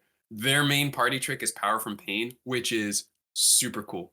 So you get pain tokens for killing things. Nice. One for something 10 wounds or less, 5 to 10 wounds, and you get 2 pain tokens if they're 11 wounds. And you could spend those, not willy-nilly, and it's not like blooded tokens where you assign them. They're stuck in the person that you get them, with the exception of one operative that can Oprah Winfrey them out. But there's you get some pain, everybody. Check under your seats. Check under your seats. There's pain. It's a severed limb. So they have 3 clauses. You can reroll an attack or defense die, kind of like spending a CP. Spoilers: these guys get a lot of CP, so probably won't be doing that too much. If you incapacitate your enemy, you can then spend the token that you gain, or a token that you already had, to do a free dash afterwards. And you can also spend one right when they activate to gain an APL. Very similar to how the commando nub works. So helps them on the mission actions, helps them do a little bit of fleet of foot the right way, because they do have the tactic fleet of foot, but it's the same way that we've seen it in the compendium, where it's tied to the movement. It's not like Corsairs where it's detached. But they can do that if they have a token. And honestly, I see that's how you're going to use it more often than not, unless you need the extra APL, or unless you don't know if you're going to kill your target and you still need to dash back into safety. You could spend it to gain the extra APL if you already have the token from a previous round or from your friend, from the Flenser or Flayer, whatever they're called. You have 3 APL, so you can shoot and then dash back even if you don't incapacitate your target. Say you're shooting into Thrice Curse, like we're talking about. You're not sure you're going to kill him. Let me just make sure that I can get back into safety, kind of thing. They have amazing ploys. All of them are amazing. All of them are great. Denizens of the Night gives them super conceal, as long as they're a certain distance away and close enough to their drop zone. From Darkness, Death lets them call the shot and then pop out, shoot the target they previously didn't have line of sight on, and get to convert a normal hit to a crit. Super good. But then what you were talking about before, Russ, is Heinous Arrogance. Great names. That's the you go again. I'm just going to sit here and let you activate again. And there's so many, like, in the early game, it's like, I don't want to go. I don't want. Everyone has traps for each other. Like you can force them to have to spring your trap or pass on a model that you're worried about, so that way you can go. Yeah. Super cool. Super cool. I like that one. So I'm also going to pick out 2.5. So Well, I have to talk about. I have to talk about the Arc Sybarite. That's the leader. They have an ability called Cunning. If you pass the first chance you get in the strategy phase, you gain a CP. Oh. But again, the mind game. If you go, that is crazy. If you go first and pass, and then the other person says, "What I was going to spend it on is not nearly as good as what you would spend it on for strat ploy. So I'm going to pass, so that way you don't get your strat ploy." So then, as the Drukhari player, you have to sit there. It's like, is a CP or From Darkness Death more important to me right now, right? Yeah. Super cool mind game. And then if you're going into a team like Vet Guard where they have to do orders, or Blooded where they have to dish out tokens, then you know if you have initiative, I'm definitely going to get to play something, so I'm going to pass because they have to do something. A Blooded player is not going to forego giving out tokens, and I don't even know if they can. I don't know if it's a must or can kind of clause. It's hard to say. Mustard can. Do they have those in Australia, or they come in bottles? I haven't seen any mustard cans. No, it's only bottles here so far. I mean, when I'm checking the tights as they come in, I haven't seen them. I'll let you know if that changes in the news. Maybe they were on the boat you missed. Yes, exactly. It's possible. one always gets past. Yeah. Right next to all your shows. I need to sleep at some point. That's what I'm saying. Alrighty, so that's a half operative. So I get 2 to talk about. Disciple of Yelindra. I practiced that. Hopefully I said it right. If I didn't, they're all made up words. Fight me in the comments. Please. 2 things that this operative can do. They have a stinger pistol, which is very similar to how it works in 40k. There's no ballistics skill, and there's no damage on this thing. You roll 5 dice, the attack die, and for ones, they do a mortal wound. Oh, sorry. If you roll a 1, they do 3 mortal wounds on your target. Anything less than their save, they do a mortal wound. So pick on some Space Clowns some more. Harleys have a 6-up save, even though they use their 4-up invuln. This goes off their save characteristic. Oh no! Right? That is unreal. So you're shooting the stinger pistol, right? And you have to make a shooting attack, so you still need line of sight. So there's all of that, but it's a pistol. So even if they're using what's it called? Domino field. If you're within 6 inches, you cancel it out anyway, right? So crazy amounts of damage. But if you incapacitate someone with your stinger pistol, it explodes and does D3 mortal wounds to every operative within like blast radius, blast circle radius of it. Operatives die, like Harlequins die, and then blow up their mates next to them, basically. Oh my! Yes. I've not read. This section. No, Russ, it goes more. Back inside. It goes more. Put it back inside. Contain the mind melt. Plug your ears. Keep the brain in. There it is. We're good. All right. So, Torment Grenade for 1 AP. It's not a shooting attack, so you could do it from conceal. It's like the decoy grenade from Casterkin, where you just pick an area on the kill zone, and you add 1 to the result if the operative has a save of 4-up or worse. So let's pick on Harleys again, right? Or Guard, or anything with a 5-up save. And you subtract 1 if they're not visible to you. So you could throw it into a cluster of enemies, and on a 3 or higher, plus or minus those modifiers, they're poisoned, and they lose 2. They're always injured. Even if they say they can't be injured on their data slate, they're injured for the rest of the game, no matter what. Wow. And they take 2 mortal wounds at the end of the turning point. So, you ready? Go into a bunch of guardsmen, right? If they're clustered, or hopefully you can do that, and with all the movement, you can maybe do that, right? Go into a bunch of them. Throw the Torment Grenade first. Get them all injured, so that way they can't really hurt you in return, right? And then they suffer 2 mortal wounds, and then whichever one's the weakest one, you hit them with a stinger pistol. And then it showers to all their mates, and then you probably not going to kill all of them. But as they limp away, they're poisoned. Then they'll suffer 2 more mortal wounds, and there's a good chance you'll kill off another couple too. This dude is going to be, or this young lady, because female model, we should respect that.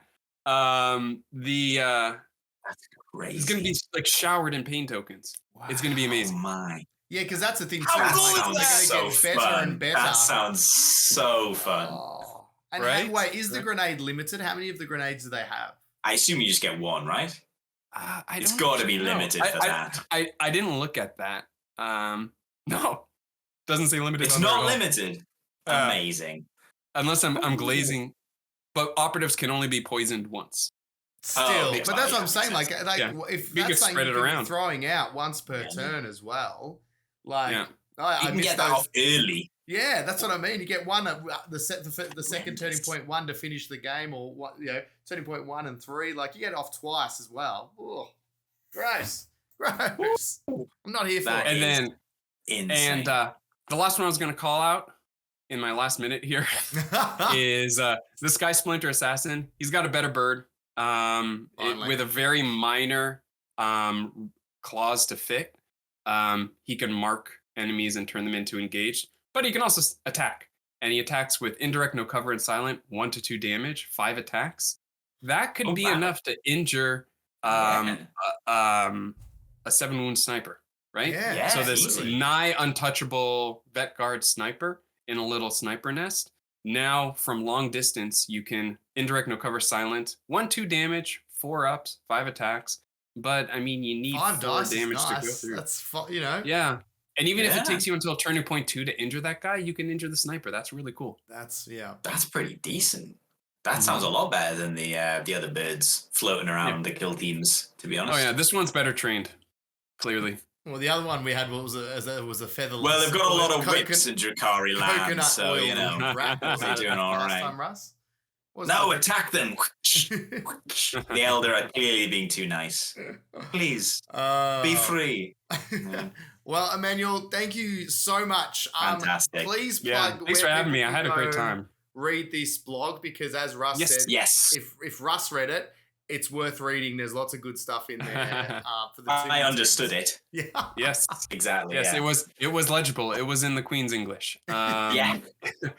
It's strategicadvantage.blog. We do our best to get stuff up at least once a week. A lot of it's orky, because I write a lot of orc stuff, but also big news stuff that comes out. We're not going to do over every news topic. Most of them are easy enough just to read on Warcom. We're not going to redigest that, but stuff worth chatting about, we're going to put on there. And it's just a fun passion project for Alex and I. So strategicadvantage.blog. And then, as always, eman.paints on Instagram. That's where you can find my orky nonsense. We'll make sure we'll put all the links. If you are watching this on YouTube later, the links will be there. We'll link on all the things where we can. Lapscallion, thank you. You've popped the link in the chat there as well. If anyone, I saw that before. Yeah, what an awesome as well. So what awesome. Thank you, Legend, for doing that. Emmanuel, thank you so much for joining us, man. This has been outstanding. Thanks for having me. Man, good to have you back. Yeah, thank you for being Ben today, being our Momoa today. Yes, for being our third time zone, because we need it contractually. We need the 3. Yeah, that one time you got hit with sanctions, so you can't keep doing that. It's rough. Awesome. All right. Well, Russ, I think now Emmanuel, he's going to ride off in the sunset. Me and you are going to do a Rhys versus the chat Legion. Yes. Should I hang up? Are you going to hang up? When you're ready, and then I'll try and fix the graphics so it doesn't look like a mess. Bye. See you, Bye, brother. chat. Bye, everyone in internet land. See you later, buddy. This is when the chat becomes just a picture of the dog. Yes, that's graphics. I would love that, but no. Let's try and fix some windows. There we go. So I was thinking, Russ, why don't we do me versus the people? We haven't seen this case since that time in the porta potty. We are going to do the classic Rhys versus the people. So chat, get thine-selves prepared. We have a couple. Depending on how long we've got, we can, depending on how embarrassing it gets. If the chat is ever up, I'm just gonna call it so the chat can win. Basically, yeah. So basically, what you're saying is we're going until the chat wins. Essentially, yeah. We've got. What I did was I prepared 3 Legions of Russ and a cryptic, a Primarch tiebreaker. I thought from now on, it'd be cool to have Primarch tiebreakers because everyone knows the Primarchs, and it's just a little fun extra thing to have. But yes, I've removed the chat. The chat will now be hidden from. I can still see the chat. Good. So I will be able to see your answers. I will read it out and then I'll have to come back. But Are we able to play it in Upside itself before we move in? My friend. Man, I'm asking so much. I wouldn't let you miss that. Let's play it baby. up over. Good luck to us. We'll only say this once. It's finally time for Legions of Russ. Hey, still got it, baby. Still got the magic touch. Never lost it. We are back in to Legions of Russ. He's got. I'd like to explain the rules for those first-time attendees because you simplified it so well last week for poor Jay from Eons of Battle. I tried my best. So I have simplified the rules explanation. He says, but he knows he hasn't. Welcome, weary traveller, to Legions of Russ. Lay down thy sweet head. It's season 2, and as always, I will read out a cryptic clue / riddle / wordplay describing very loosely a Space Marine chapter. Generally, it's an obscure one, but who knows, it could be your favourite one. Nothing's off the table as we continue, and today's Legions of Russ is exclusively Chaos Warbands. Ooh. Oh yeah, get into it. Let me write So don't that get down. too comfortable with, take your first note. Don't get too comfortable. We could have guard regiments or Xenos factions in future, but like I say, today is an all chaos.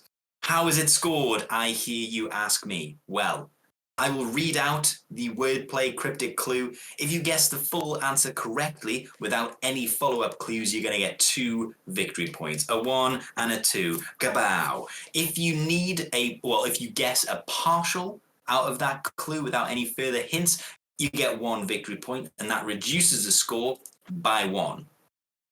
So if you then guessed, without further hints, somehow the full answer, you get the 2 victory points, basically. But if you need clues, and you either have guessed or haven't guessed anything, we go down to 1 victory point. And at that point, a half guess at clue territory gets you a half victory point. So that is how it works. I'm going to give you an example so you can get your head into the mind frame. So this is the example to tell you how it works. My prior romantic partner detonated a device frying all electronics for their new Swedish lover. Rhys, don't guess. It is Exemplars. So my prior romantic partner, my ex, detonated a device frying all electronics, blah, blah, blah, blah, EMP, which becomes EMP, which for their new Swedish lover, and a common Swedish name is Lars, which becomes Exemplars. So that is what we're dealing with.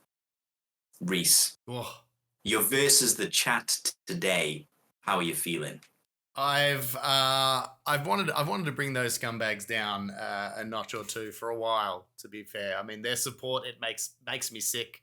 Them taking time out of the day to come and watch us and enjoy our content. Oh, couldn't think of anything worse. So let's teach them a lesson. Let's kill him. Let's kill them all. I'm trying my best to be the heel here in the wrestling thing. I'm all you people in this stadium suck.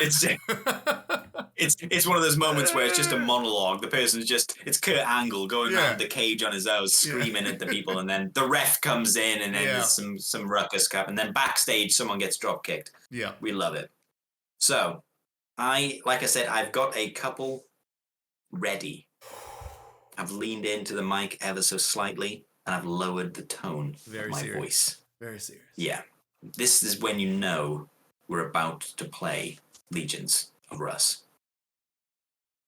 Chat, the best of luck to you. Rhys, whatever. Let's... Rhys, the man, the myth, the moist. It's Rhys, the heartbreak kid, Salmon. So, just sexy boy. Sexy boy. Sexy boy. All right, we're into the first one. Legions of Russ. Ba-ba-ba-bum. The lights go down. Like I said, you get a mini clue, which is that this is Chaos Warbands.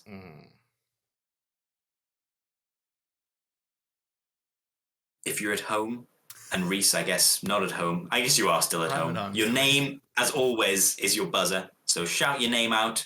Rhys, I'm still going to say you have to shout your name out. I mean, I think you've got into the habit now. You know I won't be able to not do it. You won't be able to not do it. You start hearing some weird diseased brain dribble clue coming out, and your instant reaction is to be like, Rhys. Yeah. So, here we go.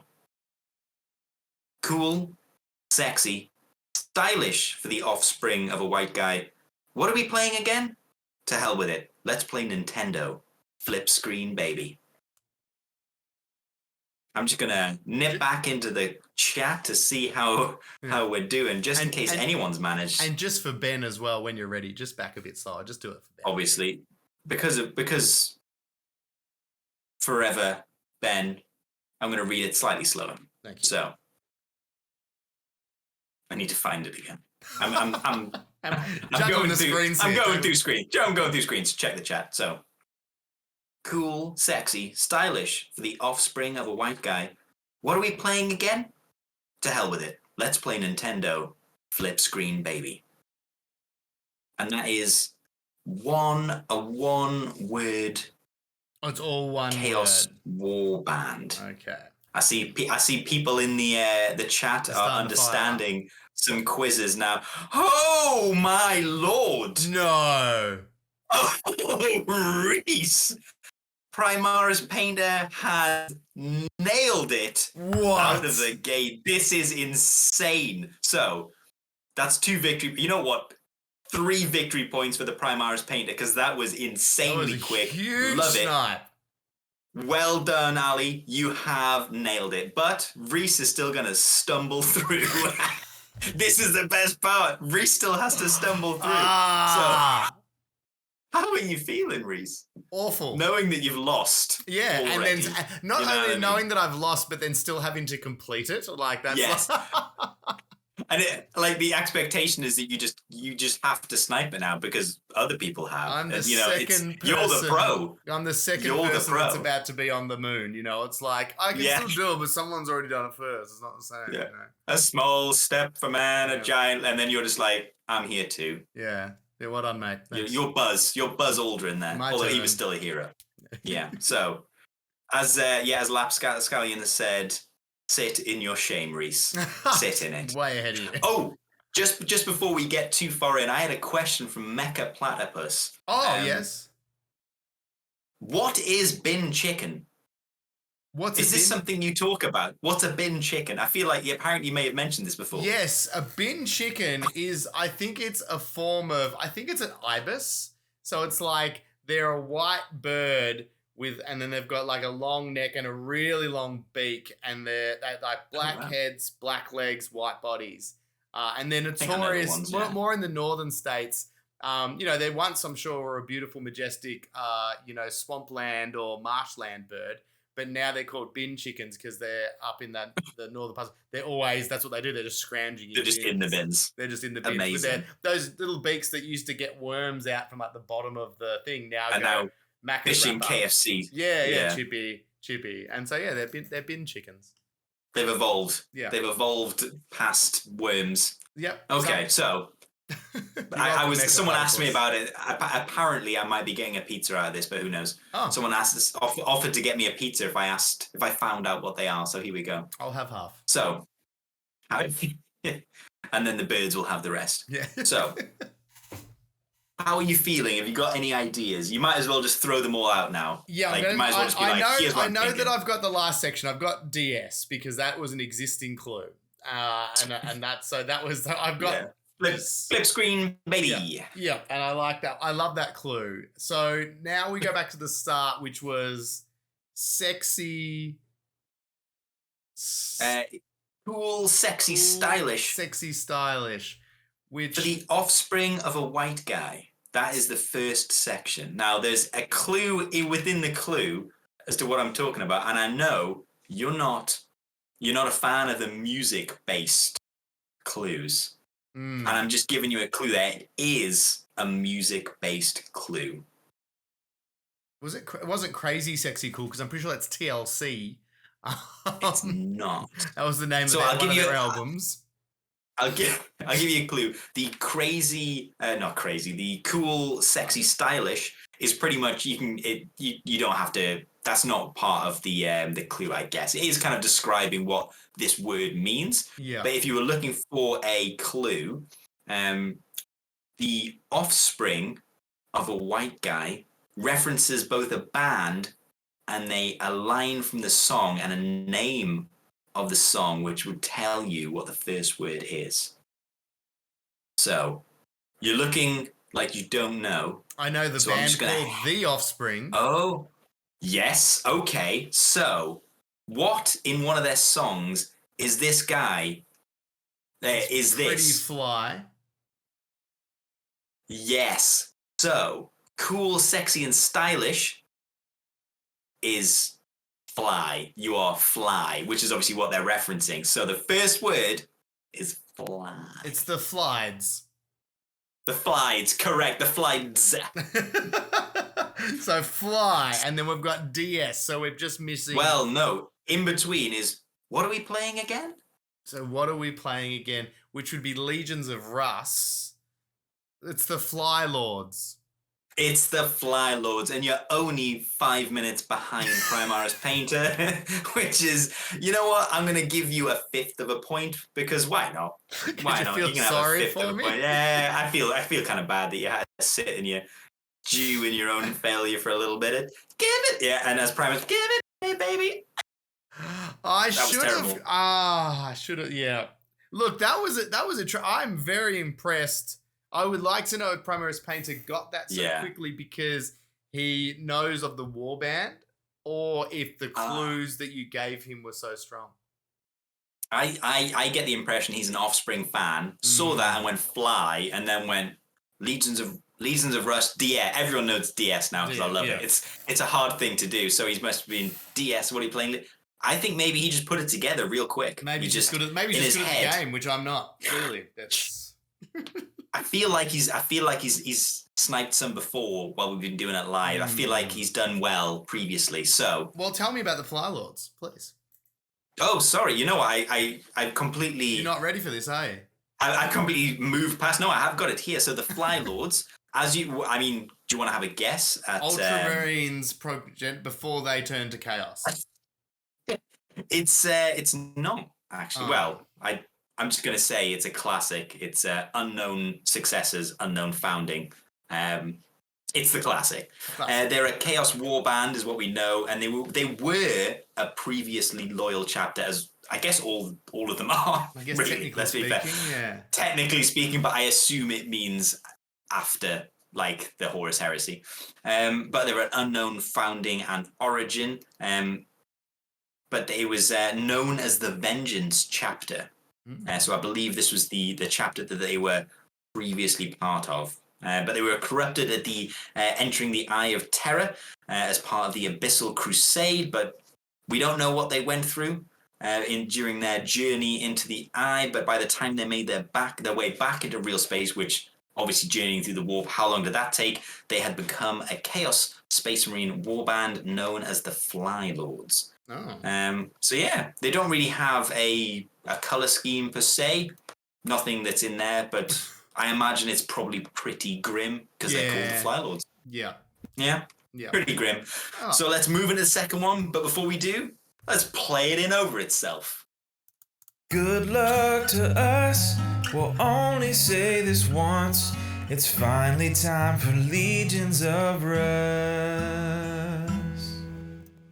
I got carried away and accidentally hit the ending screen for a second there, so I really... Oh, really? I was like, you know what? I lost badly. I'm going home. I'm done. Yeah, you know what? This is the kid who's playing football. He gets scored against twice, picks up his football, and he just leaves. He's just like, I don't know.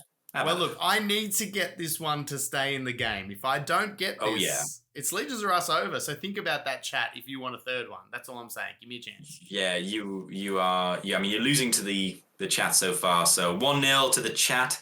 Yeah. This is the tune-up game. So I think, if anything, when you play against an opponent that's better than you, to tune up so that next time you play against a regular opponent, you've got the edge. I think this is what this is. I think this is your tune-up game. Nothing else but a regular opponent. That's very true. At best, average, medium. I mean, he's pumping the PEDs at the moment. He's doing well for some reason. He's coming to his own now, which everyone's hating. Let's be fair. No one's here for it. So we'll have a second one, and again, it is a Chaos Warband. Chat. I mean, I'm rooting for you. I know you're going to get it though, so let's be fair. Rhys, how you feeling, buddy? Ready to battle the hive mind. Let's do this. Ready to the Gestalt entity of the chat. So I'm going to give you a clue straight out of the gate. It's 2 words. Okay, I dig it. And both of these, again, another little clue, just because it's a tune-up, we're not taking this too seriously. Both of these are actual words.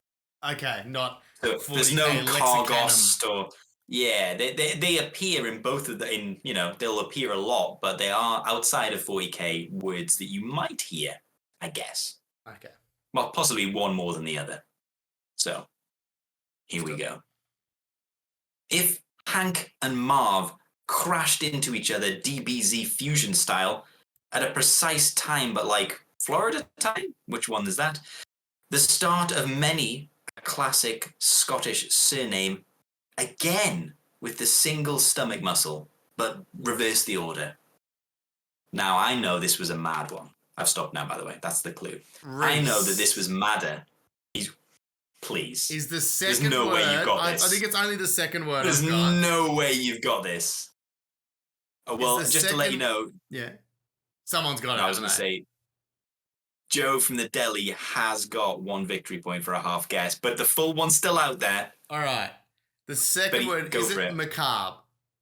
Oh, that's not the one he got. He got the first word, so that means you get a victory point as well. So if I can... So technically my guess hasn't finished yet. So if I can take a shot at the first word here and get it...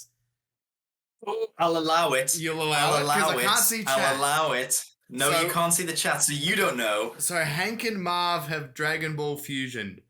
Yeah, I love that Joe's got this already. Because I was like, this is a bit mad, but no. You got it.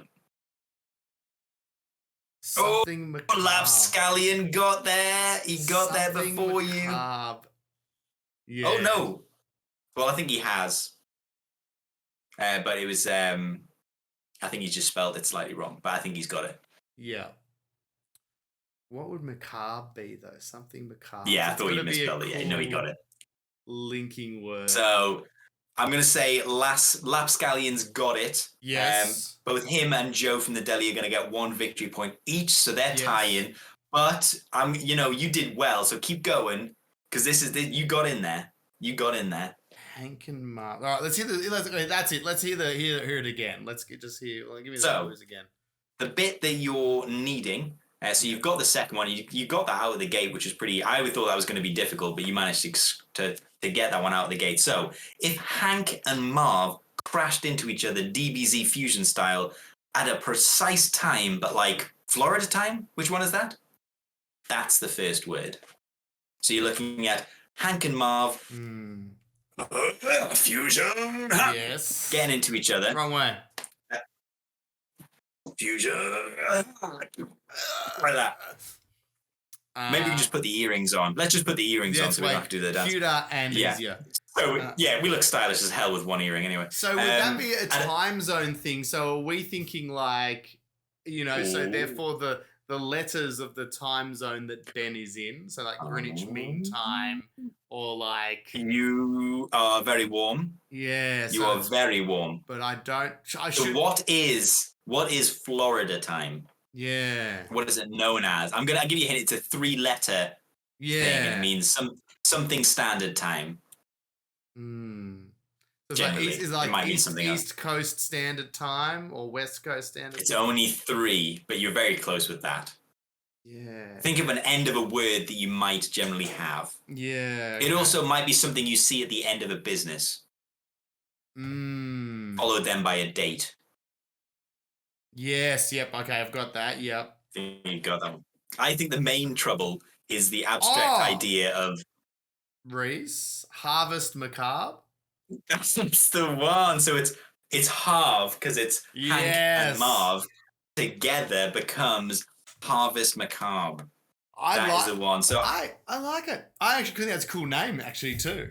Yeah, it's a good one. It's very, it is kind of very gothic. It's kind of 40k without being, they're not 40k exclusive words. Yes. So yeah, I'm going to say you kind of tied I mean, you didn't. You did get one. I was gonna say you tied with the chat to be nice because I thought you did really well getting Macabre straight away. But Joe from the Deli did get Harvest pretty fast, and then Lapscallion followed up with their Harvest Macabre pretty shortly after. So I'm gonna say they did get you, but only just. You were definitely 100% better than your last performance. Only as good as your last game. That's true.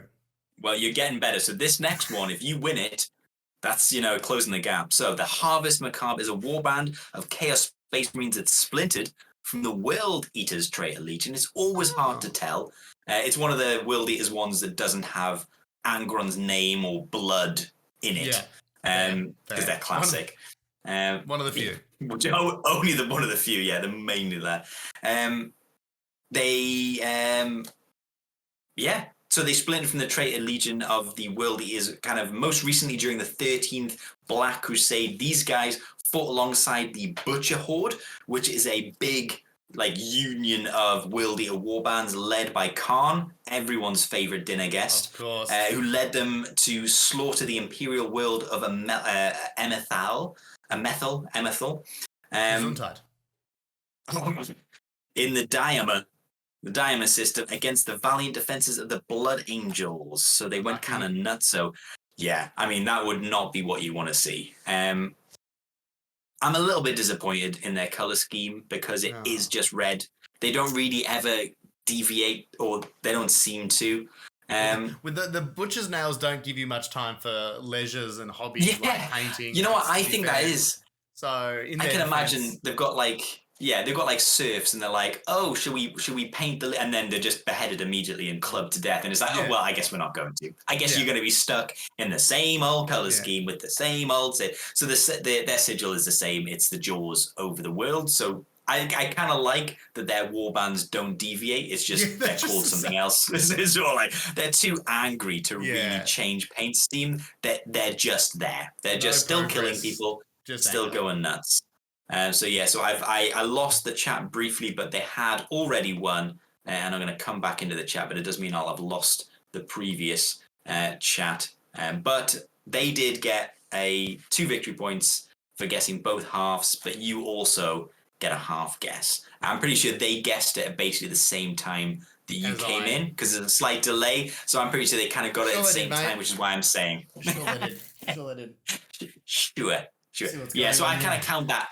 I'm going to count that as a draw because you kind of both. They came up with the first part, you came up with the second part, and they put it together. So is this third one? This isn't technically the Primarch tiebreaker.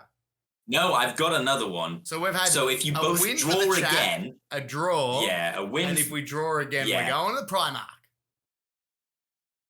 No, you have to win. Obviously, I have to win. Okay, they won.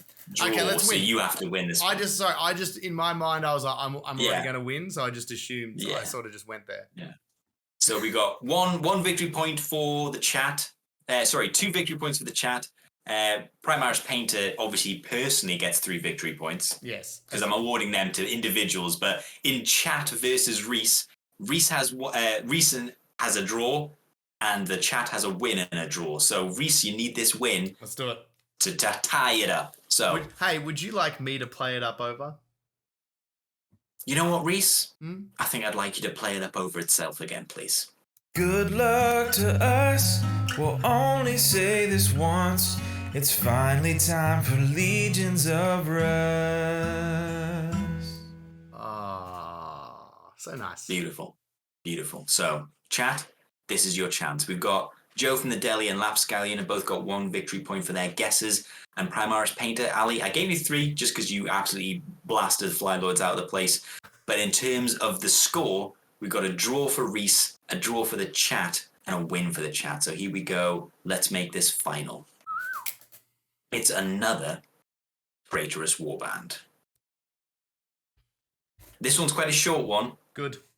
So we'll see how it goes. I think this might be another... So you're just lengthening out the lead into it? Yes. This is a short one. So, basically. So I'm going to speak slowly. Everyone, fingers on buzzers. I bet him too. It's a universal cry for help but some numpty nitwit nuzzled its Nelly near the end. I bit him too. It's a universal cry for help, but some numpty nitwit Nelly nuzzled its Nelly near the end. There's a lot of ends there. Sometimes it's hard to say that all together. I'm going to go back into the chat briefly to see what we've got so far, just in case anyone's managed to snipe it. I don't think it's a snipeable one quite yet. Yes. But let's have a look. Bit him. Doesn't... Oh, I think we might have a half guess already. Yes, so we have a half guess from Joe from the deli. So that's 1 victory point from Joe to the deli. This is close. This is looking like a chat victory. But let's see if you can still get some victory points here, Rhys. Claw back some... it's close, Primaris Painter. It's very close, but it's not quite... It's not quite there, but Rhys, my God, it's close. Go for it. I'm gonna shoot. You're going to have to shoot. Shoot, Rhys. Is it bitter something? That's a half guess, and you get a victory point, yes, which means that's another draw. And because the chat got the other sections. Is it the bitter dogs? Yeah. It's not the bitter dogs. The chat is blowing up right now because they know. Well, it's 2 words. Like, it's 2 words. Did I say there was 1 word? Yeah, it was only 1 word. That's why I was confused. I apologize for just lying to everyone there. It's clearly 2 words. But you all were guessing it anyway. Yeah, so you got the first part before the chat managed to get it. With delays, they might have got it at the same time or just before you, but... So they've got the second? That's interesting. They got the second part, but you got the first part. So you got the second part from Nosy Nelly. Yes, I'm going to double check. Lapscallion saying it is technically all 1 word, but I think the way that I've seen it, it's 2. But I'm going to take it. Thanks. It is still 1 word, but it's more traditionally 2. But I'm taking the victory from Lapscallion. I'm taking that. Thank you, Lapscallion. He's got back. Sorry, Rhys. What was your question again? The second half. Give me the clues for the second word, then, please.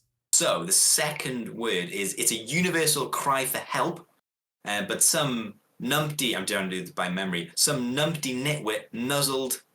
I'm going to have to go back to the clue because it's not going on. It's a universal cry for help. SOS. Some numpty nitwit.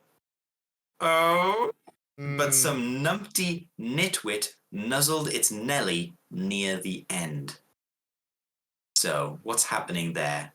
Some numpty nitwit nuzzled its Nelly near the end. That sounds very English. I'm not going to lie to you.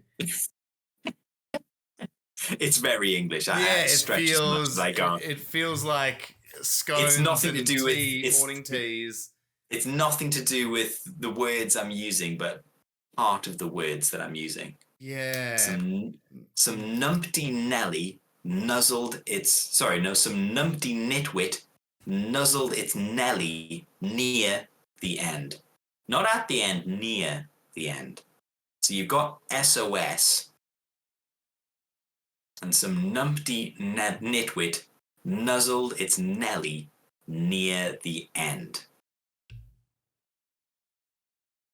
I'm going to help you out here. Yeah, it's a weird one. Yeah, so basically you've got SOS. Yeah. And then there's a missing letter. Yeah. Nuzzled near the end. And it's a numpty nitwit nuzzled its Nelly near the end. So I'm using alliteration, the same starting letter. At this point, I just need to tell you. So it's a starting letter thrown in to SOS near the end. So what letter, if you threw it in, that appears a lot in this statement, numpty nitwit nuzzled Nelly near the end, would change the word from SOS to something else that you might see. Bitter souls would be what I would think it would be, because that's a very... No. Yeah, so that's... Because I put like a U and L. So you still need the SOS. You just I was one putting letter it into it. Yeah. Yeah. So you need to basically start with the SOS and towards the end... Oh, it's the bitter sons. It is the Bitter Sons, correct. Yes, the numpty nitwit, they all start with N. I thought nitwit was with I don't know why, maybe because I thought nit was with a K. It probably is. Numpty knitwit. You know what? It probably is, but I just went on the mouth. It's the bitter sonks. I just went on the mouthfeel, Rhys. It's the bitter sonks. I get it. You know what? The K's in there. It's just silent. Don't look it up. It's there. It's just silent. That was a good one. That was a good one. I was proud I got bitter. Because it's I always think of that the Simpsons sketch where he goes, I caught my wife cheating on me with my friend, or like whatever, my friend Thomas. And he's like, he turns to his friend, he goes, "You bitter?" And he's like, "Yep, bit him too." I've always loved that joke. Like, it's such a sad thing that I love that joke. But anytime anyone says bitter, I go, "Yep, bit him too." Bit him too. Can't help myself. Well, congratulations to the chat. Yes, the chat. I can't argue with that. They embarrassed me profusely. They hurt my feelings, but they earned it. They earned the right. They earned it. They earned it with Bitter Sons, and I'll just go through. Tell me about they're a war band. Sons. They're quite cool. I quite like them. So they're. I just saw the guess biting sons. I also like that. Yeah, that was close. I was like, that was Primark. I was like, oh, so close. Yeah, I almost gave a half one for that. So they're a war band of Iron Warriors, and I love the Iron Warriors. They're so cool. So they're deployed to the Macragge system as part of the Ultramar campaign of Abaddon's the Despoiler's 13th Black Crusade. So the one that the other guys were part of as well, the Harvest Macabre. They managed to capture one of the hive worlds of Ardium's 3 subterranean hive cities, Hive Magmaria, and fortified it against the classic. What a classic. Classic Iron Warriors. And they fortified it against the Ultramarines' expected counterattack. So they were going up against the classic, the the Juggernaut and the immovable object and the unstoppable force. But unfortunately, obviously, old Rowboat was resurrected, as you do, as happens. And he assumed command, and he just kind of, did what he does. He rowboated away. Yeah, he rowboated his way to victory. But their Better Sons, I actually quite like it. I almost prefer it to the standard Iron Warriors, because it's kind of like the same Iron Warriors, but they've got kind of black shoulder pads, which I can't remember if that's just standard or if they generally have silver with the hazard stripes. That was always hazard stripes. I can't remember. Yeah, I think I think it's always hazard stripes. It's like a subtle difference, but it might not be that much. But I quite like it. It looks cool. Very, very similar to what you'd normally get.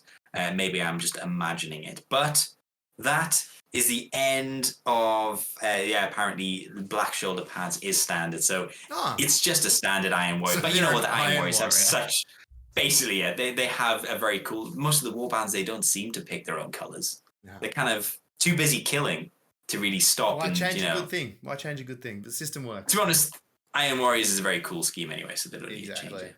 I dig it. But yeah, so that is the end of Legions of Rush. So we play it a fourth time, just to really drive home that we'd never just play it once. Good luck to us, we'll only say this once. It's finally time for Legions of Rush. Oh, I feel it in my waters every time. Beautiful. That's it. That's the show. I have to go do other life things now, but... What?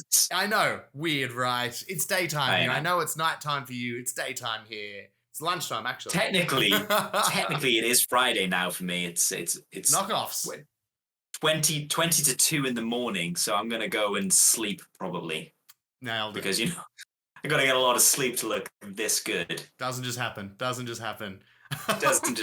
A huge thank you to everyone in the chat. Loved having you guys in there. We've had a few first-time chatters. Black Sword's just dropped in. I'm sorry, mate, you're here right at the end. But we've had a few new subscribers today as well. We've had Joe from Delhi, who's been a madman in the chat. He's following us now. We've got Olmex Look at D. Ben's personal coach. Yeah, Bat Time. Seriously, that's actually it. That's the official proxy. That's why. We've got XD1DYMU5X. That might say something if you say it quickly, properly, the right way. The Slanesh Donkey. We've got the Stoneless Bee and the Black Sword. So thank you for everyone who's been jumping on. JJ, our wonderful mod. Thank you, JJ Bink. She's been in there. She's shared all the socials and the channels. So make sure, get over there, follow, like, all that stuff is always really, really helpful. We've got Casual Wargamers is up to 500 subscribers now, which is really, really good. We want to keep building that. So friends. We're going to try and be a little bit better at announcing, like keeping a scheduled day and announcing it more. That I think I put the announcement up 15 minutes before we went live, which I know is not a lot of time. So we are going to try and get like a bit better schedule going so that we can give you more advance notice, like a couple of days notice. Like, imagine that. We're going to be 15 minutes to a couple of days. Right. Yeah. Look at that. Basically. But thanks so much for everyone arriving anyway, despite the 15 to 20 minute notice. You got called out too, and then people, like you said, 15 to 20 minutes, and then took 30 to 45. I was ready immediately. I was ready then. I would have gone. And Primaris Painter, you can't subscribe just yet. We haven't done enough streams consistently enough to have subscribers, but we've got the followers, so thank you. That still means a lot. So each follow means a lot. We will get to subscriber point at some stage once we get consistent. But thanks, Joe from Delhi. We will blame Emmanuel in the meantime. Thanks. I think it was his fault too. Big thank you to him for joining us and being our Ben Momoa today. Get well soon to Ben. Have fun at KT Open. Yes. And we'll see you guys all this weekend. KT Open, exciting stuff. Best of luck to everybody participating. Good luck if you're going. Yeah, and Ben will have a breakdown for us next week as well, which we'll look forward to. Yes, that'll be exciting. Yeah. Well, thank you, Russ, as always, for being a great podcastian host. Thank you, Rhys, for being another podcastian host and a great one. At that, I tip my cap. Oh, there it is. Oh, good God. To you. That's gone wrong. And I knocked the mic. See you next time, guys. Bye. Bye. A huge shout out from us to our patrons who help keep everything going. So a big shout out to Kill Team Ken, Roscoe88, Justin Kung, TS Freebooter, Vulture B, Average Joe 27, Kill Team Cascadia, Craig F. Lincoln, George, Alan Chapman, Hillux, Swanky McMofo, Stooge Co, Admiral Rudy, Michael Richards, Gordon Ballantyne, Dave B, Io Adrian, Storm Al, Brady, and Jack Whittington. Legends one and all.